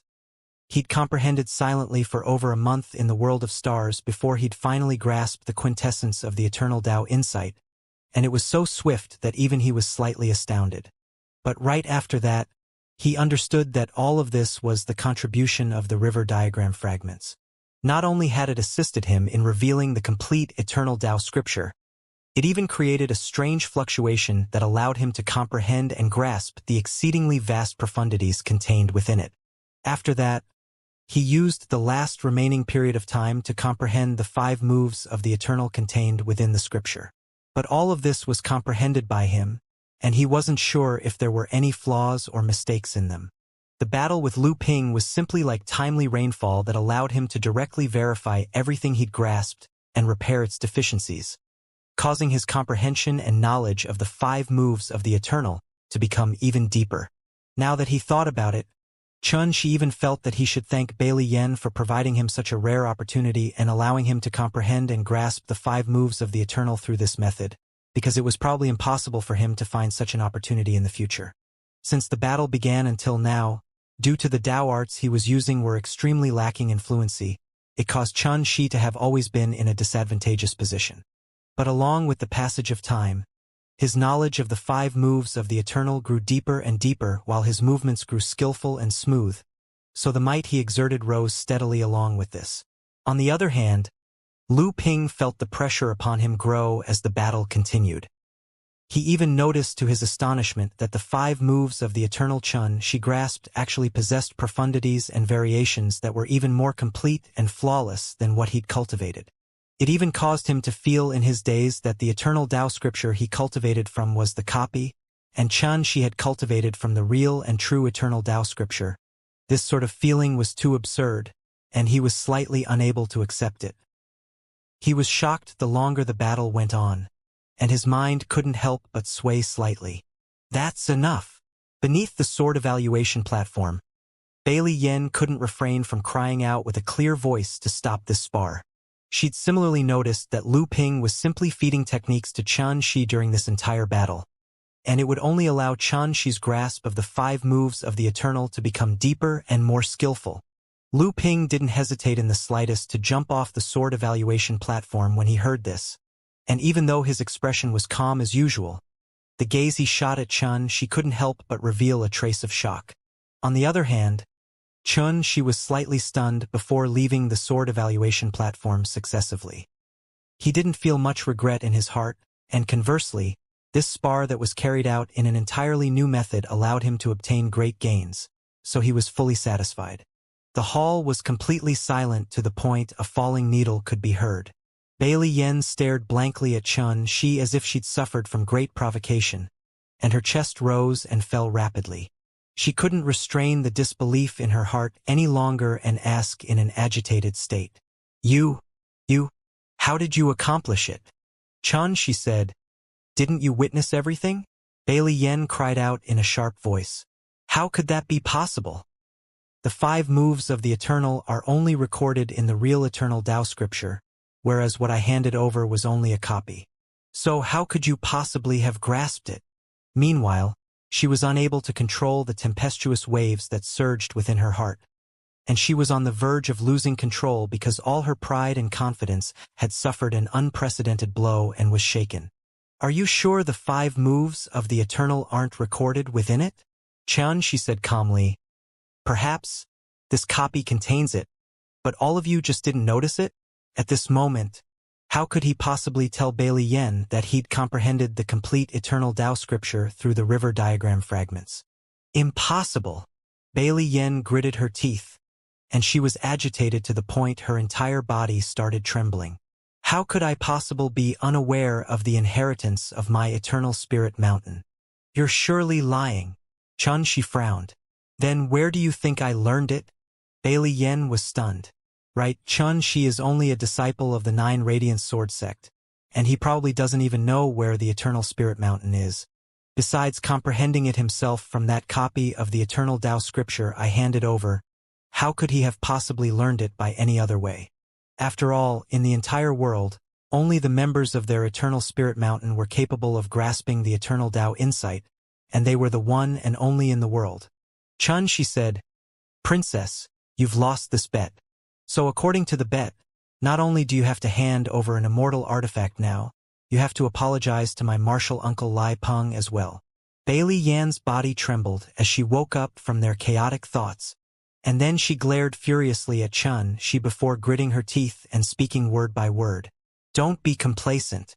I'll surely get to the bottom of this. Xianxia shrugged and didn't say anything further. Haha. Princess, calm your anger. A small wager is just for fun. We were only passing our time, so it's not good if you take it too seriously. Lai Peng stood up and said with a smile. Right? Xianxia, don't leave in a hurry. This bet arose because of you. Thus, since you've won, the winnings from the bet ought to be yours as well. Elder Lai Peng gave the final verdict. Up until the point she left the sword evaluation hall, Bailey Yan's mind was still slightly muddled, and she seemed as if she'd gone mad. She muttered to herself all along the way and kept repeating the same time. How could it be possible? How could it be possible? The hearts of the nearby disciples from Eternal Spirit Mountain constricted, and they sighed without end. They'd paid visits to many powers all along the way after they entered into the world this time, and every single encounter was smooth. They were respected as distinguished guests and were received with the grandest ceremony. This caused the arrogance in their hearts to flourish, and they felt that besides a small portion of powers within the unknown lands and the secluded paradise, the other powers within the entire world didn't deserve being mentioned. But never had they imagined that they would repeatedly encounter roadblocks upon entering the 9 Radiant Sword sect, and they suffered setbacks repeatedly. Not only were there two senior brothers, Fang Jinglu and Lu Ping, defeated miserably at the hands of their opponent. Even Princess Bailey had paid a heavy price because of this and even had to put down her pride and admit her mistakes to Lai Peng. All of this caused them to feel as if there was a needle pierced within their hearts, and their pride suffered an unprecedented defeat. Most distressing and horrifying of it all was the supreme inheritance of their sect had actually been leaked out, and if news of this were to be spread back to the sect, it would surely arouse the fury of the sect's higher-ups, whereas they would be unable to avoid being affected and suffer punishment. When they thought up to here, the expressions of all these disciples dimmed down to the extreme, and they were dispirited like lions that had lost a battle. All of this was caused by a single person, Chun Shi. It was even to the extent that they firmly believed that if that damnable Chun Shi wasn't present for the battle in the sword evaluation hall 7 days ago or the bet today, this entire string of frustrating events wouldn't have occurred. How could this be possible? How could this be possible? Up until the point they left the 9 Radiant Sword sect, Bailey Yen was still muttering with a blank expression, and she seemed dazed as if her mind had wandered off far away. "Princess, are you all right?" Finally, someone couldn't refrain from asking. Bailey Yen was shocked and awoke from her deep thoughts. Her expression was stern and carried a fierce and resolute feeling. "I've decided that if I'm unable to investigate how Chun Shi comprehended the eternal Tao insight this time, then I swear not to return to the sect." Chun Shi sized up the nethermost feathered armor in his hand, and he sighed endlessly with admiration in his heart. This immortal artifact was refined from the immortal material, nethermost spirit glow threads, and it had 36 restrictions placed upon it by an expert. Not only was it capable of transforming into clothes of various different designs upon wearing it, it possessed an extremely shocking defense capability, and it was capable of resisting the full force strike of an earthly immortal realm expert without cracking. All of this was from the contribution of the materials used in this immortal artifact. The nethermost spirit glow threads were produced by the primeval divine insects, nethermost silkworms. Nethermost silkworms only had a lifespan of a day, yet their strengths were extremely terrifying. At the instant they were born, they possessed the might to tear apart the heavens and the earth, causing them to be exceedingly miraculous and terrifying. At the instant before they died, a type of silk thread would be formed within their corpses, and it was fine like a flowing ray of light and less than 10 centimeters long. But it was an extremely rare immortal material that couldn't be damaged by the elements and was extremely tough. It didn't require any refinement before it could easily slice a quasi-immortal artifact in half. Moreover, if this sort of silkworm thread wasn't gathered in time, it would vanish within the time of 3 breaths. So this sort of immortal material was extremely difficult to find and exceedingly rare. The preciousness of this nethermost feather armor was obvious from this. "Chun Shi, what do you think of it?" The nearby Lai Peng combed his beard as he smiled. "A priceless treasure," Chun Shi replied seriously. Lai Peng had given this armor to him. In other words, from this moment onward, he would possess an extremely formidable layer of defense, and it was no different than possessing a second life. After all, this was an immortal artifact. "This snow ray immortal sword," said Lai Peng. He hadn't finished speaking when he was interrupted by Chun Shi, who revealed a firm attitude. "Martial uncle, I can't accept this sword." Lai Peng was stunned, and then he sighed with emotion. "Little fellow, you have a sense of limits, you're righteous, and possess such shocking natural talent. Since I, Lai Peng, have assumed the position of enforcement elder in the 9 Radiant Sword sect, I've never seen such an outstanding disciple like you." As he spoke, he patted Chun Shi on the shoulder. "Stay within the sect and cultivate during this period of time, because no matter how great the storm is outside, it can't blow into our territory." Chun Shi was stunned, and he nodded. 3 days later, the sect master, Wen Huiding, returned, and he gathered all the elders for a meeting at the peak of True Martial Peak. On that very day, all the disciples of the 9 Radiant Sword sect found out that the Xenorace had reappeared in the Dark Reverie, and it seemed like an omen foretelling the upheaval of the 3 dimensions, causing it to shock the world. The 10 great immortal sects, 6 lineages of the immortal sect, and even some of the sects in seclusion had launched a string of actions and deployed experts to patrol the world and search for the whereabouts of the xenorace. At dusk, Xianxia was summoned and headed over to True Martial Peak. Only when Huiding was present within the Grand Hall. He wore a high crown and ancient clothes, his brows arching like peaks, and divine lights flowed within his eyes that were deep like an abyss. After Xianxia greeted when Huiding, he stood respectfully at the side, yet his heart was rather restless. He knew that since the sect master had summoned him upon returning, it was surely related to his father, Chun Lingjun. Sure enough, when Huiding didn't waste his breath and directly handed over a jade slip to Xianxia. This was left for you by your father, take a look. Xianxia activated the jade slip, causing a figure to swiftly float up into the air. The background was a dark and quiet space, and that figure stood proudly within it, as if he was standing within the eternal night and pitch-black background that emanated an oppressive feeling. This was a middle-aged man with brows that were shaped like swords and a manly appearance, and he stood with his hands behind his back while emanating an alone and immovable aura. At the instant he saw the appearance of this man clearly, Xianxia thought about Chun Hao in his days because Chun Hao's appearance was simply created from the same mold as this man, and besides their different bearings, they were shockingly similar in other aspects. A strand of excitement that couldn't be restrained erupted like lava and surged into his heart, causing Xianxia to be unable to help but clench his fists as he stared fixedly at the lone figure before him. He knew that this was his father, Chun Lingjun. This was the first time he'd seen his father's appearance since he could remember things, and the extremely complicated feelings he felt from this caused his mind to go blank and faintly feel as if he didn't know where he was. That figure had an icy cold and indifferent expression like a block of ice that wouldn't melt in a million years. But at this moment, the corners of his mouth were curled up slightly to reveal a gentle arc, and his emotionless eyes revealed a wisp of sadness and gratification. He only said a single sentence, "Wait until I bring your mother back."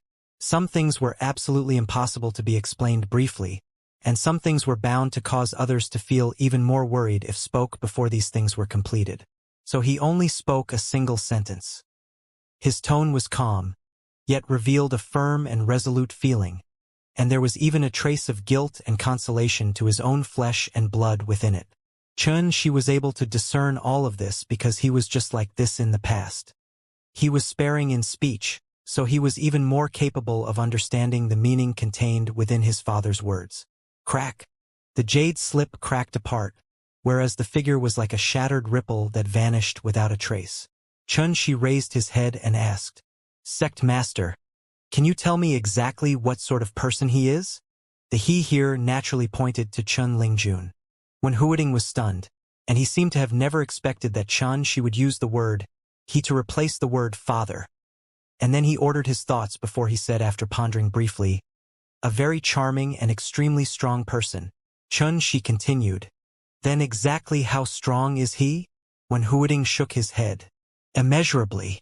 At the very least, ordinary earthly immortal realm experts are utterly not a match for him." Xianxia puckered his lips and his clenched fists couldn't help but tighten to the point his fingers turned pale, while his nails sunk deep into his flesh. The more he understood his father, the more he felt indescribable rage. Why did you have to leave me, grandfather, and Chun Hao? If you didn't leave, then would grandfather have died? Would Chun Hao and I have suffered such humiliation and hardships? You possessed such a formidable cultivation. Could it be that you couldn't help grandfather and the clan slightly? Why? There were too many questions, too much bitterness, and too much rage in Xianxia's heart. Earlier, when he found out his father was still alive and wasn't as ordinary as he'd imagined, there had always been questions in his heart. As the one and only pillar of support of the family, why did father disregard everything and leave while the clan was destroyed? Grandfather was heavily injured, I was young, Chun Hao was still in his infancy, and everything was filled with misery and poverty? How could he be so ruthless? Why? Xianxia was furious to the point his entire body trembled. Even if he knew that his father had left for the sake of rescuing his mother, he was still unable to forgive all of this. Perhaps as a husband, his actions were very acceptable. But as a father and the son of Xianxia's grandfather, His actions were too disappointing. Perhaps there are some reasons you don't know hidden. It's useless to be angry now, and it would instead disturb the cultivation of your Tao heart. A voice that was resonant like a bell suddenly sounded out by his ears, causing Xianxia to instantly awaken from his furious state, and his consciousness recovered greatly. Only now did he notice that he almost lost control of his Tao heart and allowed himself to be taken control of by inner demons because of the jade slip his father left him. Thank you, Sect Master, for your guidance. Xianxia cupped his hands and spoke with gratitude. When Huiding smiled with a warm expression, and he carried the bearing of a senior. Enlightenment immediately brings you on the right path, just like getting lost will make one sink forever. Everything is decided by a single thought. How can one ascend without first falling and gaining enlightenment? This was a Taoist saying. It meant that man wasn't a plant or rock, so it was impossible to be emotionless. Yet if one's emotions were too strong, it would cause rash actions. If one's desire was too strong, it would cause infatuation. All of this would disturb one's heart towards the Tao. So one should put one's mind in order and stay composed, because only in this way would one stay untainted by external elements. Xianxia nodded. Thank you for your guidance. When Huiding exploded into laughter. Don't be serious or try too hard. Just act normally before me. As he spoke, his expressions suddenly turned serious. Xianxia, there's another thing I called you over to tell you. Junior brother Yu Qi has betrayed the sect. As he finished speaking, even with his self-restraint, a wisp of fury couldn't help but suffuse his face. Xianxia's eyes focused. Did he seek refuge from the Heavenflow Tao sect? Probably. When Huiding sighed. Martial Uncle Xian Kuan agreed to stand up for you and punish Yu Qi, yet no one expected that he would still be a step too late, allowing Yu Qi to get wind of the matter and flee. Xianxia went silent.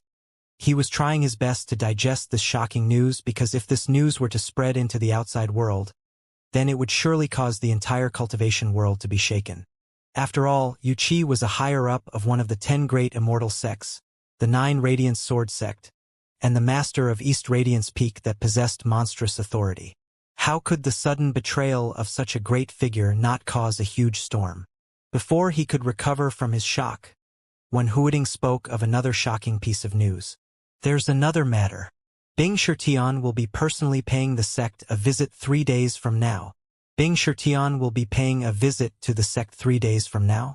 When Xianxia returned to West Radiance Peak, he was still pondering about this.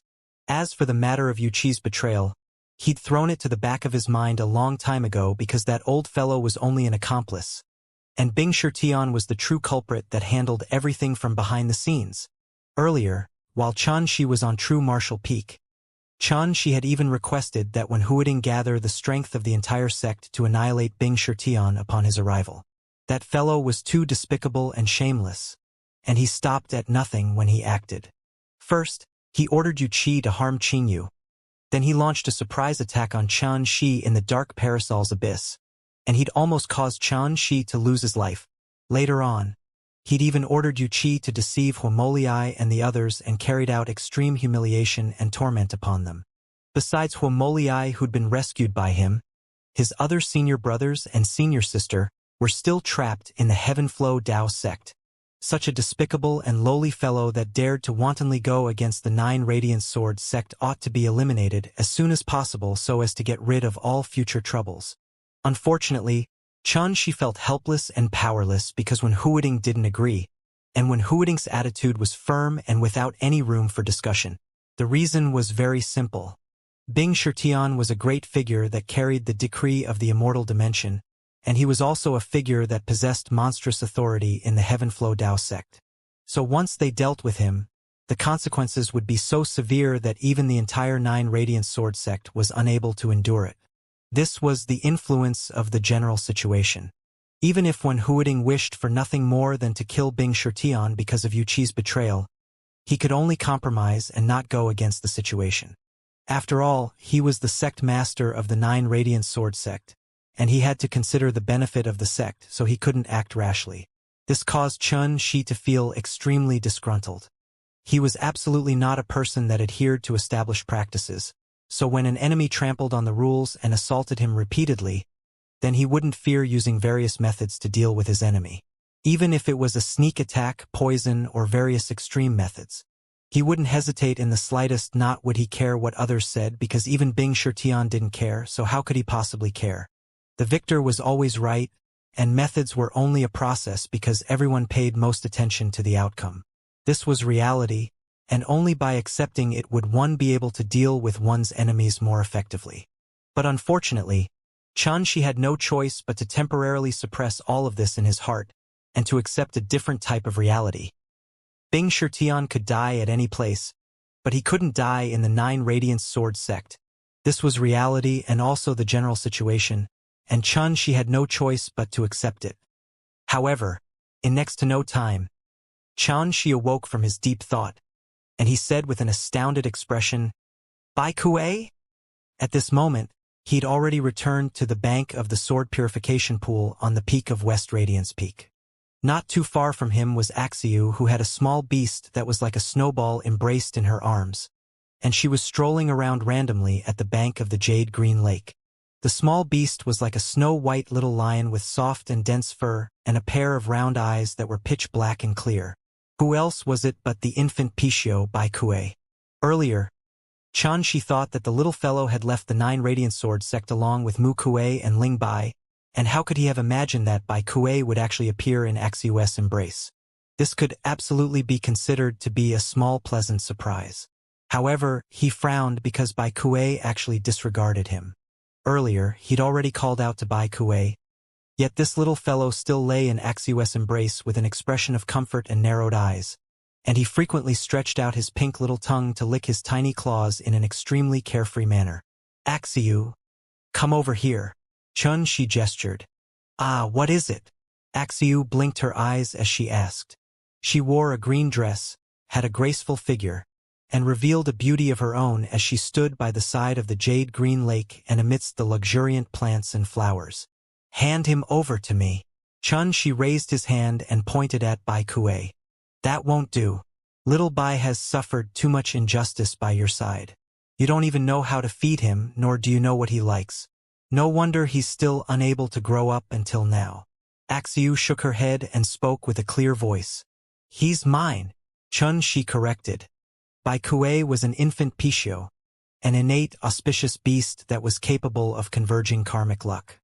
He was an existence that even the great figures of the 3 dimensions coveted to the extreme, so how could he be casually given to Axiu? Not to mention Bai Kuei had been by his side for many years, causing a relationship to be fostered between them, and they were like companions. So, Xianxia would absolutely not allow another to take Bai Kuei from him. "Oh, I of course know that he's yours. You're so busy. So can I help you take care of little Bai for a while?" Axiu grinned as she stroked Bai Kuei's fine fur. "Little Bai, are you willing to allow me to take you around and play?" Little Bai. The corners of Xianxia's mouth twitched. It has only been such a short period of time, yet she has directly changed Bai Kuei's name? Moreover, this name is so childish and crude. What caused him to be even more speechless was that Bai Kuei stuck out his little head and nodded happily. Moreover, Bai Kuei even intimately rubbed his head on Axiu's ample chest that had developed quite well. Xianxia's eyelids twitched and almost stretched his hand out to pull this ungrateful little fellow over to him. But in consideration of the little fellow being in Axiu's embrace at this moment and an embarrassing misunderstanding might occur once he did make a move, he forcefully endured this impulse in his heart. But his expression had already become exceedingly bad. "Don't worry, I won't treat little Bai badly, and it wouldn't be late to give him back to you once I've made him nice and fat." As Axiu spoke, a violet-colored spirit fruit appeared in her slender and jade-white hand, and then she passed it over to Bai Kuei. The little fellow grabbed it happily in his little claws before munching down on it, as if he was nibbling on a carrot. This violet-colored spirit fruit was shaped like a bamboo shoot and emitted an overflowing violet-colored sheen. It was called violet orchid sal fruit, and it grew on the divine sal tree, causing it to be extremely rare. Moreover, it was an auspicious fruit. According to legend, if a cultivator consumed this fruit, then it would cleanse the impurities within the cultivator's body and eliminate all misfortune. To a certain extent, it carried the extremely miraculous ability of getting rid of calamities and disaster. Xianxia had once heard of it as well, and he'd always taken it to be a legend. So when he saw Axiu take out such a treasure to feed Bai Kuei, he couldn't help but feel pained in his heart. This young woman is simply a master at wasting treasures. But just from this, he completely believed that Bai Kuei would surely not be treated badly while by Axiu's side. And it was indeed better than being by his side. After all, Xianxia had fostered Bai Kuei using a free model in the past. Xianxia allowed Bai Kuei to move about, eat anything he could find or have nothing to eat if he was unable to find anything. Where's Shuyan? Before long, Xianxia stopped thinking about this and asked about Shuyan. Her? She's helping me clean up my room. Axiu was stunned, and then her eyes spun before she spoke with a grin on her face. Oh! Xianxia nodded and didn't ask any further before turning around and walking to his own room. Bing Shirtian was coming to the 9 Radiant Sword sect in 3 days. According to his inference, Bing Shirtian was surely coming for the sake of Shuyan. At that time, Bing Shirtian would surely send his second senior brother and the others back, so he could absolutely not allow Shuyan escape his grasp during this period of time. Otherwise, he would lose the qualifications to make demands. There seems to be something weighing down on your mind? Axiu suddenly asked from behind. It was only a mere sentence, yet it caused Xianxia to be stunned on the spot. Even a carefree young woman like Axiu was able to sense that something was weighing down on his mind, and this caused him to feel indescribably shocked. It seems that my temper has become worse during this period of time. He was silent for a long time before moving once again and entering his room. He didn't intend to do anything during these 3 days before Bing Shirtian arrived, and he just wanted to properly examine his state of mind. Axiu smiled as she watched Xianxia leave, and then she turned around to go play with Bai Kuei. 3 days later, the sky was cloudless as Xianxia walked out from his room, and his entire bearing had undergone a tremendous change. It had become steady, even more restrained, and carried a feeling of returning to nature. He just happened to seem like a sword in its case, or a dragon hiding in its lair. Xianxia found Shuyan and said, "Come with me." Shuyan seemed to not be surprised in the slightest, and she nodded calmly without a trace of pleasant surprise or excitement, causing her reaction to be slightly unusual. Xianxia glanced briefly at her before transforming into a streak that flashed towards True Martial Peak. At the bank of the jade-green lake, Axiu held Bai Kuei in her arms while swinging her jade-white and tender arm and crying out in a clear voice, "Come back quickly." Xianxia didn't say anything when he heard this, but he acutely sensed that the delicate figure of the nearby Shuyan trembled imperceptibly.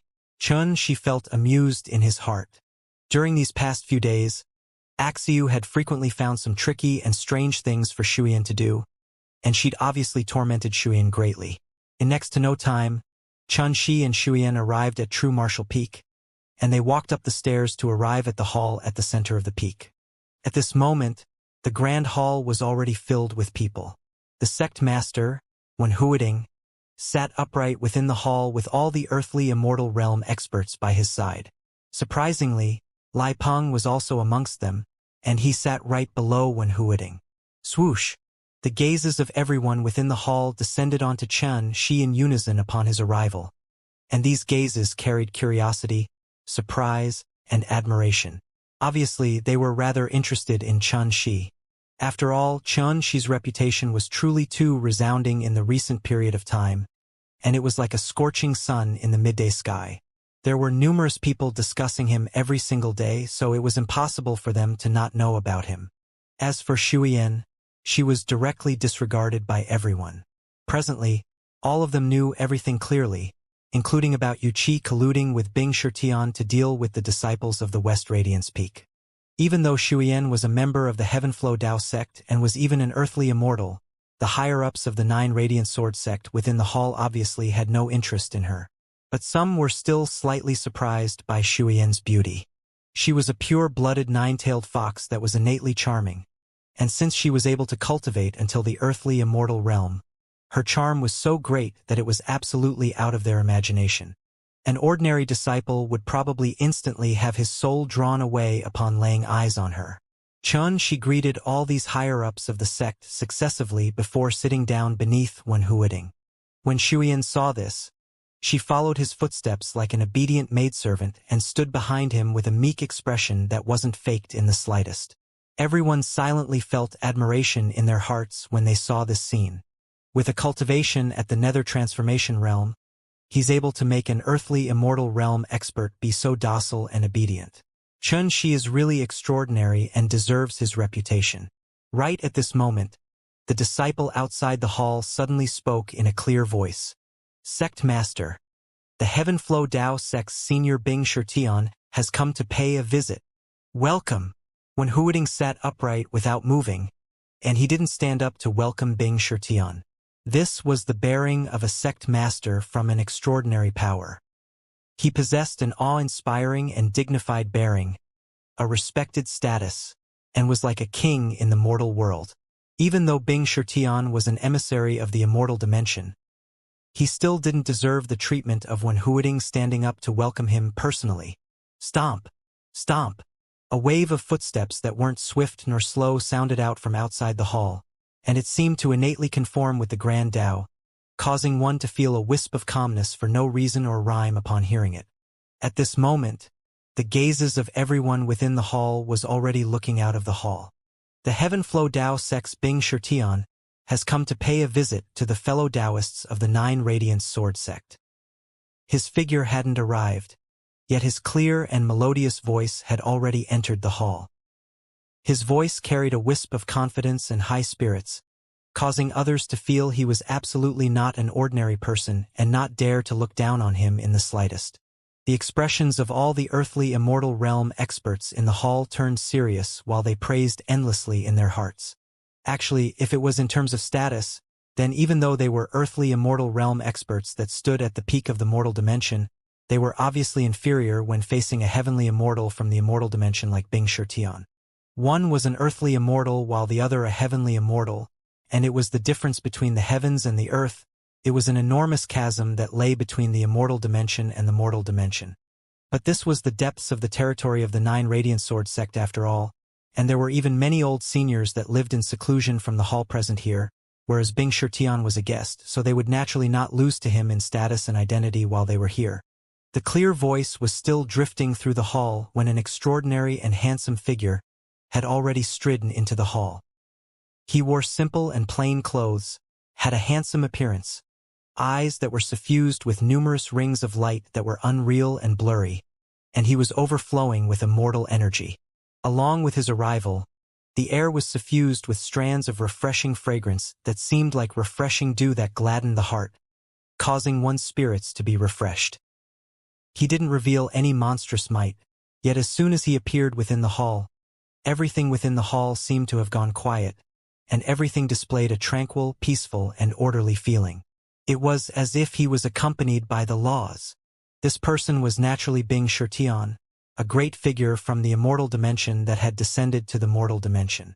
Even though he was only the external avatar of a heavenly immortal, he carried the decree of the immortal dimension, so he was like an emissary of the immortal dimension no matter where he went, causing both his status and identity to be extremely extraordinary. At the instant he walked into the hall, his gaze looked neither left nor right and arrived directly at the center of the hall, and he cupped his fists from afar towards Wuxia that sat at the head seat in the center and said, "I'm sorry for troubling all of you, but I never expected that I'd receive such a grand welcome from your distinguished sect. I'm truly overwhelmed by the unexpected favor." Meanwhile, when Wuxia had stood up as well, and he said with a warm smile, "Emissary Bing, please have a seat." Bing Shirtian similarly had a smile on his face as he sat at the side of Wuxia, and it innately revealed a feeling of them being on the same level. Besides that, there were naturally disciples to pour tea for him at the side. Bing Shirtian only raised his eyes to briefly sweep his gaze towards Xianxia that sat at the end of the seats beneath the head seats after he sat down, and this entire movement of his was smoothly like flowing water and in a carefree manner that was without the slightest overbearing aura. But his gaze was slightly stunned when it descended onto Shuyan that stood respectfully behind Xianxia. "May I know why Emissary Bing has come here this time?" When Wuxia spoke and placed emphasis on the word emissary, and he was silently telling Bing Shirtian that it was precisely out of respect towards him being an emissary of the immortal dimension that he received a welcome of such a scale. So if he'd come for the sake of the matters of the Heavenflow Dao sect, then it would be an entirely different matter. What sort of figure was Bing Shirtian? He naturally understood the meaning hidden within it, and he nodded and said, "Before I get down to business, I have a small matter to tell all of you about."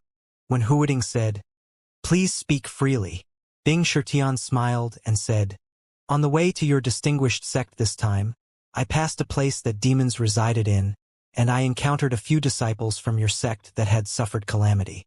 So I lent a hand and brought them along with me."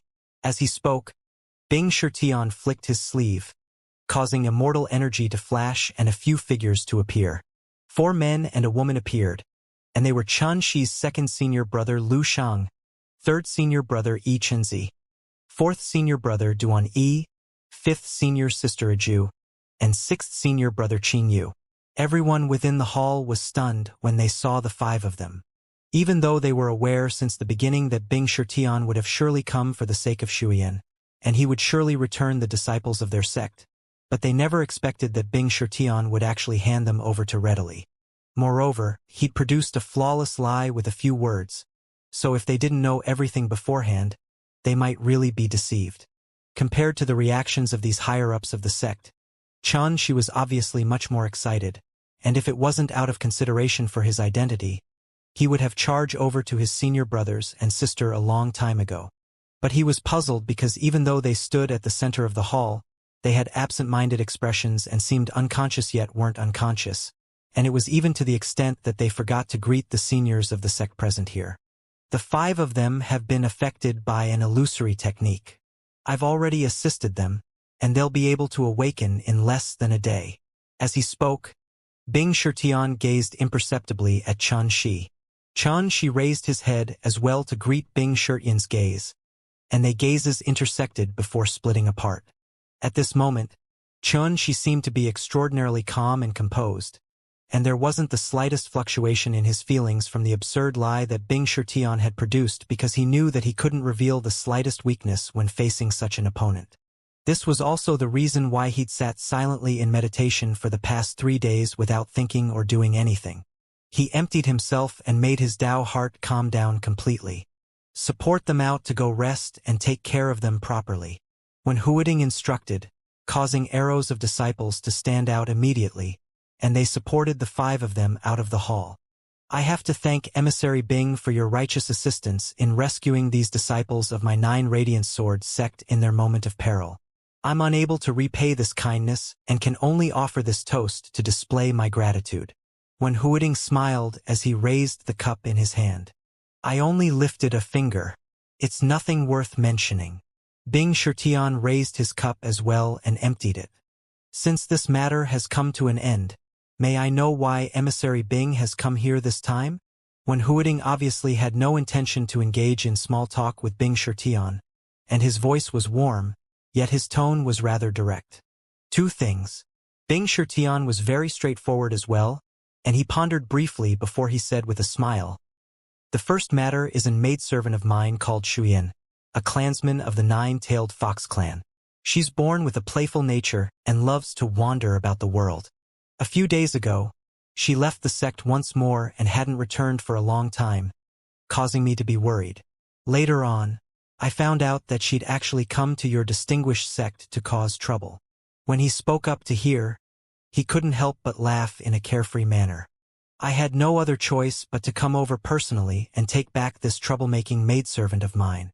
As soon as these words were spoken, and coupled with Bing Shirtian's calm and unhurried appearance, everyone in the hall were exceedingly astounded in their hearts. This Bing Shirtian really deserves to be called someone with a silver tongue. Anything spoken by him instantly changes into an entirely different matter. Moreover, his actions and expression are too natural and carefree, and this obviously showed how shrewd he was. "Oh, there's actually something like this." When Huading spoke with surprise, Bing Shirtian cursed in his heart. "Sly old fox. I've already said so much, yet you still act ignorant. Is there any point to doing this?" Even though he thought like that in his heart, he roared with laughter and said, So far yet so near, fellow Taoist one. Please take a look. That's my maidservant. As he spoke, he raised his hand to point at Shuyan from afar. Oh, said Wen Huiting, and then he sighed with a smile on his face. If Emissary Bing didn't say anything, I would have thought that she was the maidservant of my martial nephew, Chan Shi. His words carried a slight ridiculing intent. Of course, everyone present understood this trace of ridicule, including Bing Shirtian himself, but no one exposed it. After all, from the beginning until the end, everyone was very cooperatively playing a courteous but insincere game. Everything was baseless and extravagant with true and false mixed together, and it depended on one's ability in speaking. All of these old fellows that had lived for countless years were experts in this skill to the point they'd reached the acme of perfection. So if someone that didn't know the relationship between them were to come here, that person would surely think they had an extremely friendly relationship. The corners of Bing Shirtian's mouth twitched imperceptibly, and he said with a smile, "There are too many people in this world that cause trouble, and I just happened to encounter one of them. It truly causes an extreme headache for me." His words had needles concealed within them, and he was obviously pointing to something. Ha! To be able to make Emissary Bing have a headache. If this matter was to be spread, it would surely be a praiseworthy story in the cultivation world.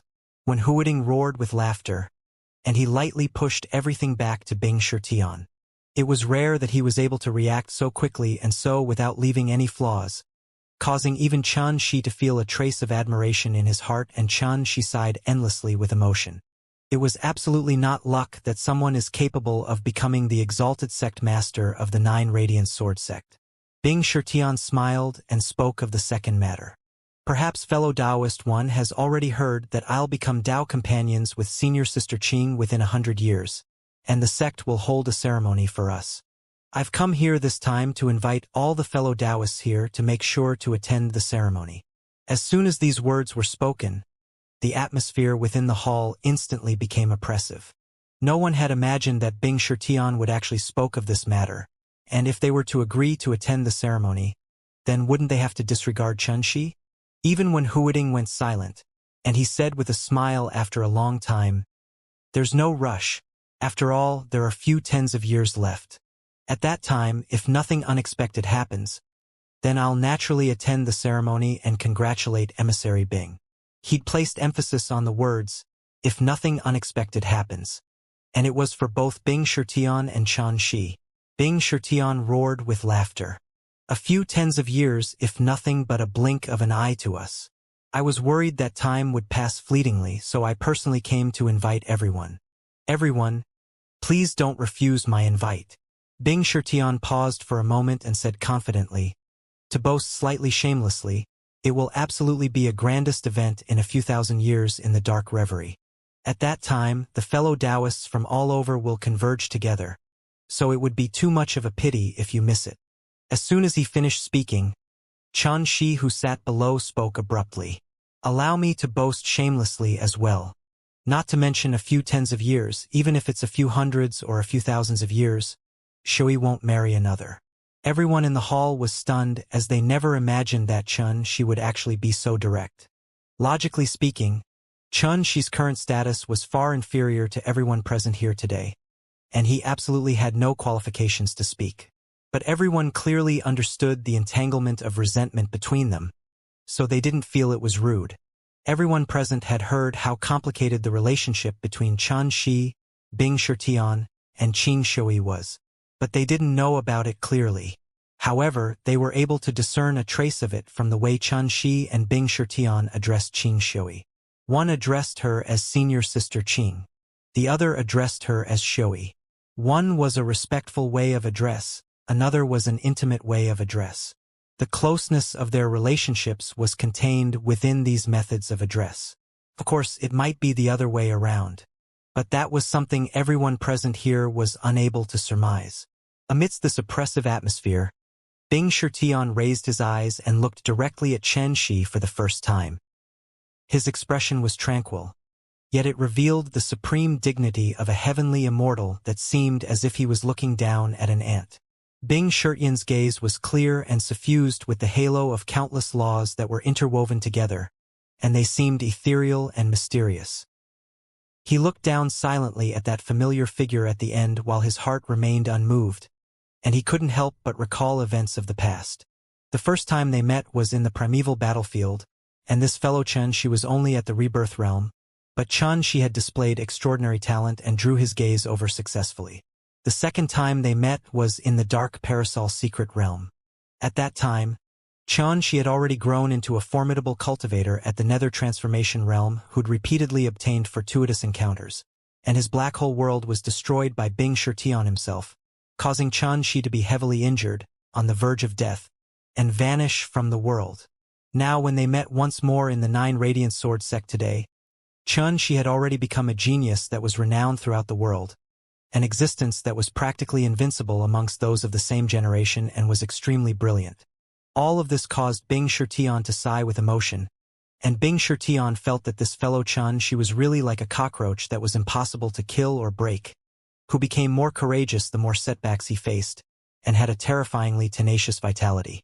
Especially Xianxia's ability to reconstruct his black hole world and recover his cultivation, it was extremely surprising to Misfortune, because Misfortune knew that even an earthly immortal would perish under his full-force strike. Yet not only was Xianxia able to survive, he was even able to recover his cultivation from a crippled state. Needless to say, this was an extraordinary miracle, but it was impossible for all of this to disturb his mind. In his eyes, Xianxia was still tiny like an ant, and no matter how tenacious Xianxia was, there was an enormous gap between them that was impossible to surmount. While Misfortune was sighing with emotion in his heart, Xianxia was similarly thinking about numerous things in his heart. He clearly remembered that if it wasn't for the tiny cauldron's assistance in the primeval battlefield, Misfortune would have died a long time ago at the hands of the 4 xenorace experts. He similarly remembered the wager he made with Misfortune, and he originally thought that with Misfortune's distinguished identity as a heavenly immortal, Misfortune wouldn't break the rules arbitrarily before the outcome of the wager was decided. But now, after he'd experienced so many things, Xianxia finally understood everything. Even if some people had ascended to become heavenly immortals and were otherworldly, their nature was hard to change, and the despicableness and shamelessness in their bones wouldn't weaken in the slightest. To speak in a blunter manner, a dog can't change its ways. Actually, Xianxia was very curious about how a despicable and shameless person like Misfortune had cultivated to become a heavenly immortal. Could it be that he got lucky? Misfortune spoke abruptly with a dignified expression, and it carried an inviolable aura. May I ask fellow Taoist one if a disciple has room to speak here? He seems to slightly not know his place. Even though he was staring at Xianxia, he was speaking to Wuxia, and from the beginning until the end, he had an appearance of superiority and treated Xianxia like a junior. Xianxia started laughing and he replied before Wuxia could speak. This is the territory of my 9 Radiant Sword sect, whereas you're a guest from afar. So isn't questioning the host like this an action that's slightly meddling in others' affairs? Confrontation. All the earthly immortal realm experts, including Wuxia within the hall, feigned ignorance when facing this scene, and they turned a blind eye to it, causing their attitudes to be very thought-provoking. Misfortune was stunned as he clearly sensed the changes in the atmosphere, and then he pondered briefly before laughing lightly as he said, "Not bad. We haven't met for only a few months. Yet I never imagined that your boldness has become much stronger. But, unfortunately, a nobody is always a nobody and will only know how to engage in verbal arguments." He couldn't be bothered to continue covering up any longer. After all, everyone in the hall was clearly aware of the resentment between him and Xianxia, so too much covering up would cause him to seem too fake. So it was better to be straightforward and use the situation and absolute strength to deter this ant that didn't know what was good for him. So as soon as he spoke, he seemed to be exceptionally overbearing and disdainful, and his mighty aura as a heavenly immortal allowed him to easily exert this sort of aura to the limit and in an extremely natural way. Xianxia was even more direct than him. "I just want to know that besides talking, do you dare to make a move right now?" Misfortune chuckled, returning to violence in a few words. "Xianxia, your display is truly slightly disappointing to me. But since we're talking about it, do you think your status is worthy of me making a move against you?" Xianxia started laughing as well. You of course wouldn't dare to make a move openly. As for what you do in secret, you ought to know it very well. When Huiding and the others watching coldly from the sidelines while feigning ignorance, and they praised in their hearts instead. Merely this courage of this little fellow Xianxia to face a heavenly immortal directly isn't something an ordinary person can compare to. After all, which young man wouldn't be respectful, reverent, and trembling with fear when facing a heavenly immortal? A disciple like Xianxia that dared to engage in an argument with Misfortune and not reveal the slightest fear from the beginning until the end was truly too rare. Of course, they were clearly aware that Xianxia dared act in this way because all of them were present here, and he was utilizing the situation to act. But the more he acted in this way, the more they admired Xianxia instead. Unrestrained, not rash, skilled in adjusting to the situation, and utilizing various beneficial circumstances. Every single senior of a sect was very happy to see such a disciple in their sects. When faced with Xianxia's words that carried a trace of ridicule, Misfortune didn't mind at all, and he said indifferently, I'm a guest today, so I won't make such a big fuss about it with you. But I think you probably don't know Senior Sister Qing's current state. Before Xianxia could speak, he continued. Presently, Senior Sister Qing has already dealt with the karma of her previous lives under the help of the higher-ups of my Heavenflow Dao sect, and she's in closed-door cultivation. She'll be able to completely recover her memories when she leaves her closed-door cultivation. As he spoke, he glanced at Xianxia. Of course, there's a very important piece of news that I forgot to tell you. Once Senior Sister Qing recovers her memories, the higher-ups of the sect will betroth her to me. Even though we won't be Dao companions officially, but I presume that Senior Sister Qing won't refuse. When Huiding and the others frowned slightly when they heard this, and then they looked at Xianxia with gazes that carried a wisp of worry because they were worried Xianxia would become agitated or even lose control of his emotions. However, to their surprise, Xianxia's expression remained unchanged. It was calm and composed, and he didn't reveal any change in his feelings. He was silent for a long time when facing Misfortune's provocation, and then he only said a single sentence. I've had a child with Xianxia. It was a very sudden and even crude thing to say, but it carried a direct force that caused everyone in the hall to be stunned, and then an imperceptible smile appeared on the corners of their mouths. This matter was absolutely a knot in Misfortune's heart. Even if he'd already controlled his feelings to a skillful and easy extent, the corners of his mouth couldn't help but twitch imperceptibly when he heard Xianxia speak such words at a time like this. After that, he shook his head and laughed. Xianxia, you probably still don't understand what sort of person Senior Sister Qing was in the past. In her previous life, she was taken in by the sect since a young age, and she'd always taken the sect to be her home and the seniors of the sect as her relatives. She obeys every single word of her seniors and has never gone against them. Xianxia said, Our child is called Xianan. Now that I think about it, he ought to have grown up into a man now. As a father, I've always felt guilty and felt that I haven't been there by his side.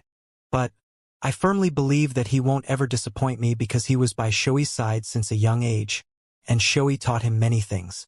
So he has been very obedient since a young age, and his character is just like Xianxia.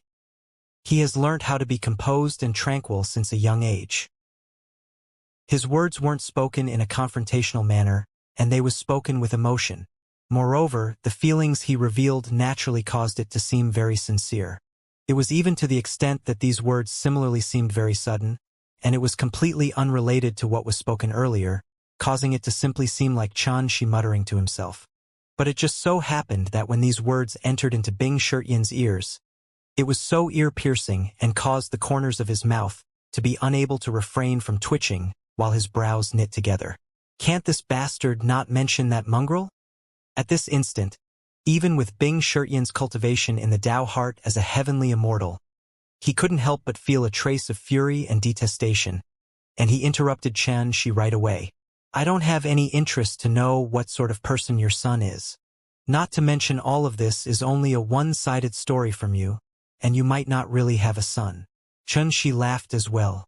Since you said this, then I'll speak frankly as well.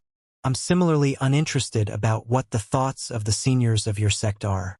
Similarly, All of this is only a one-sided story from you. So who can say if it's true or false?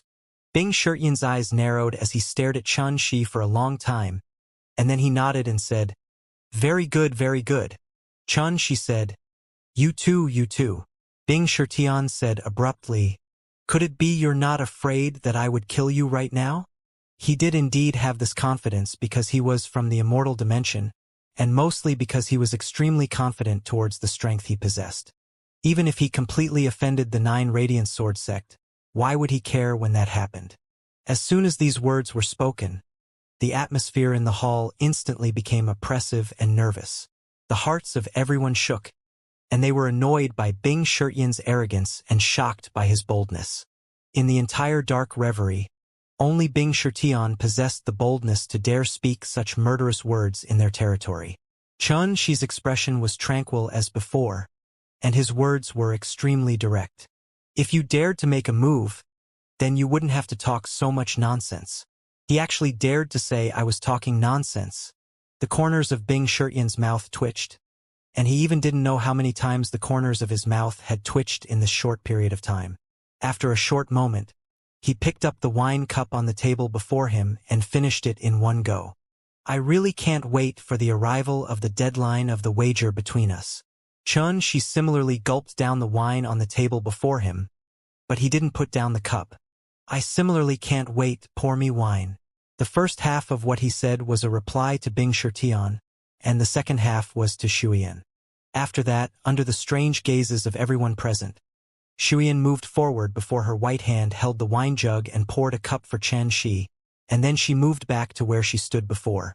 She wished for nothing more than to lower her head down to her feet. Her white teeth were gritted together tightly, and her beautiful face changed indeterminately. She stared at Xianxia from behind and wished for nothing more than to take a fierce bit from his neck. He's truly such a bully. She didn't even have to raise her head to know that Bing Shirtian surely hated her to the core. Bing Shirtian's expression finally changed when he saw this scene, and it became icy cold and emotionless while his eyes openly revealed a trace of rage. He wasn't angry at Xianxia, but he was extremely disappointed by Shuyan's display. At this moment, a heavenly immortal was furious, and it caused the atmosphere in the hall to be filled with a murderous aura.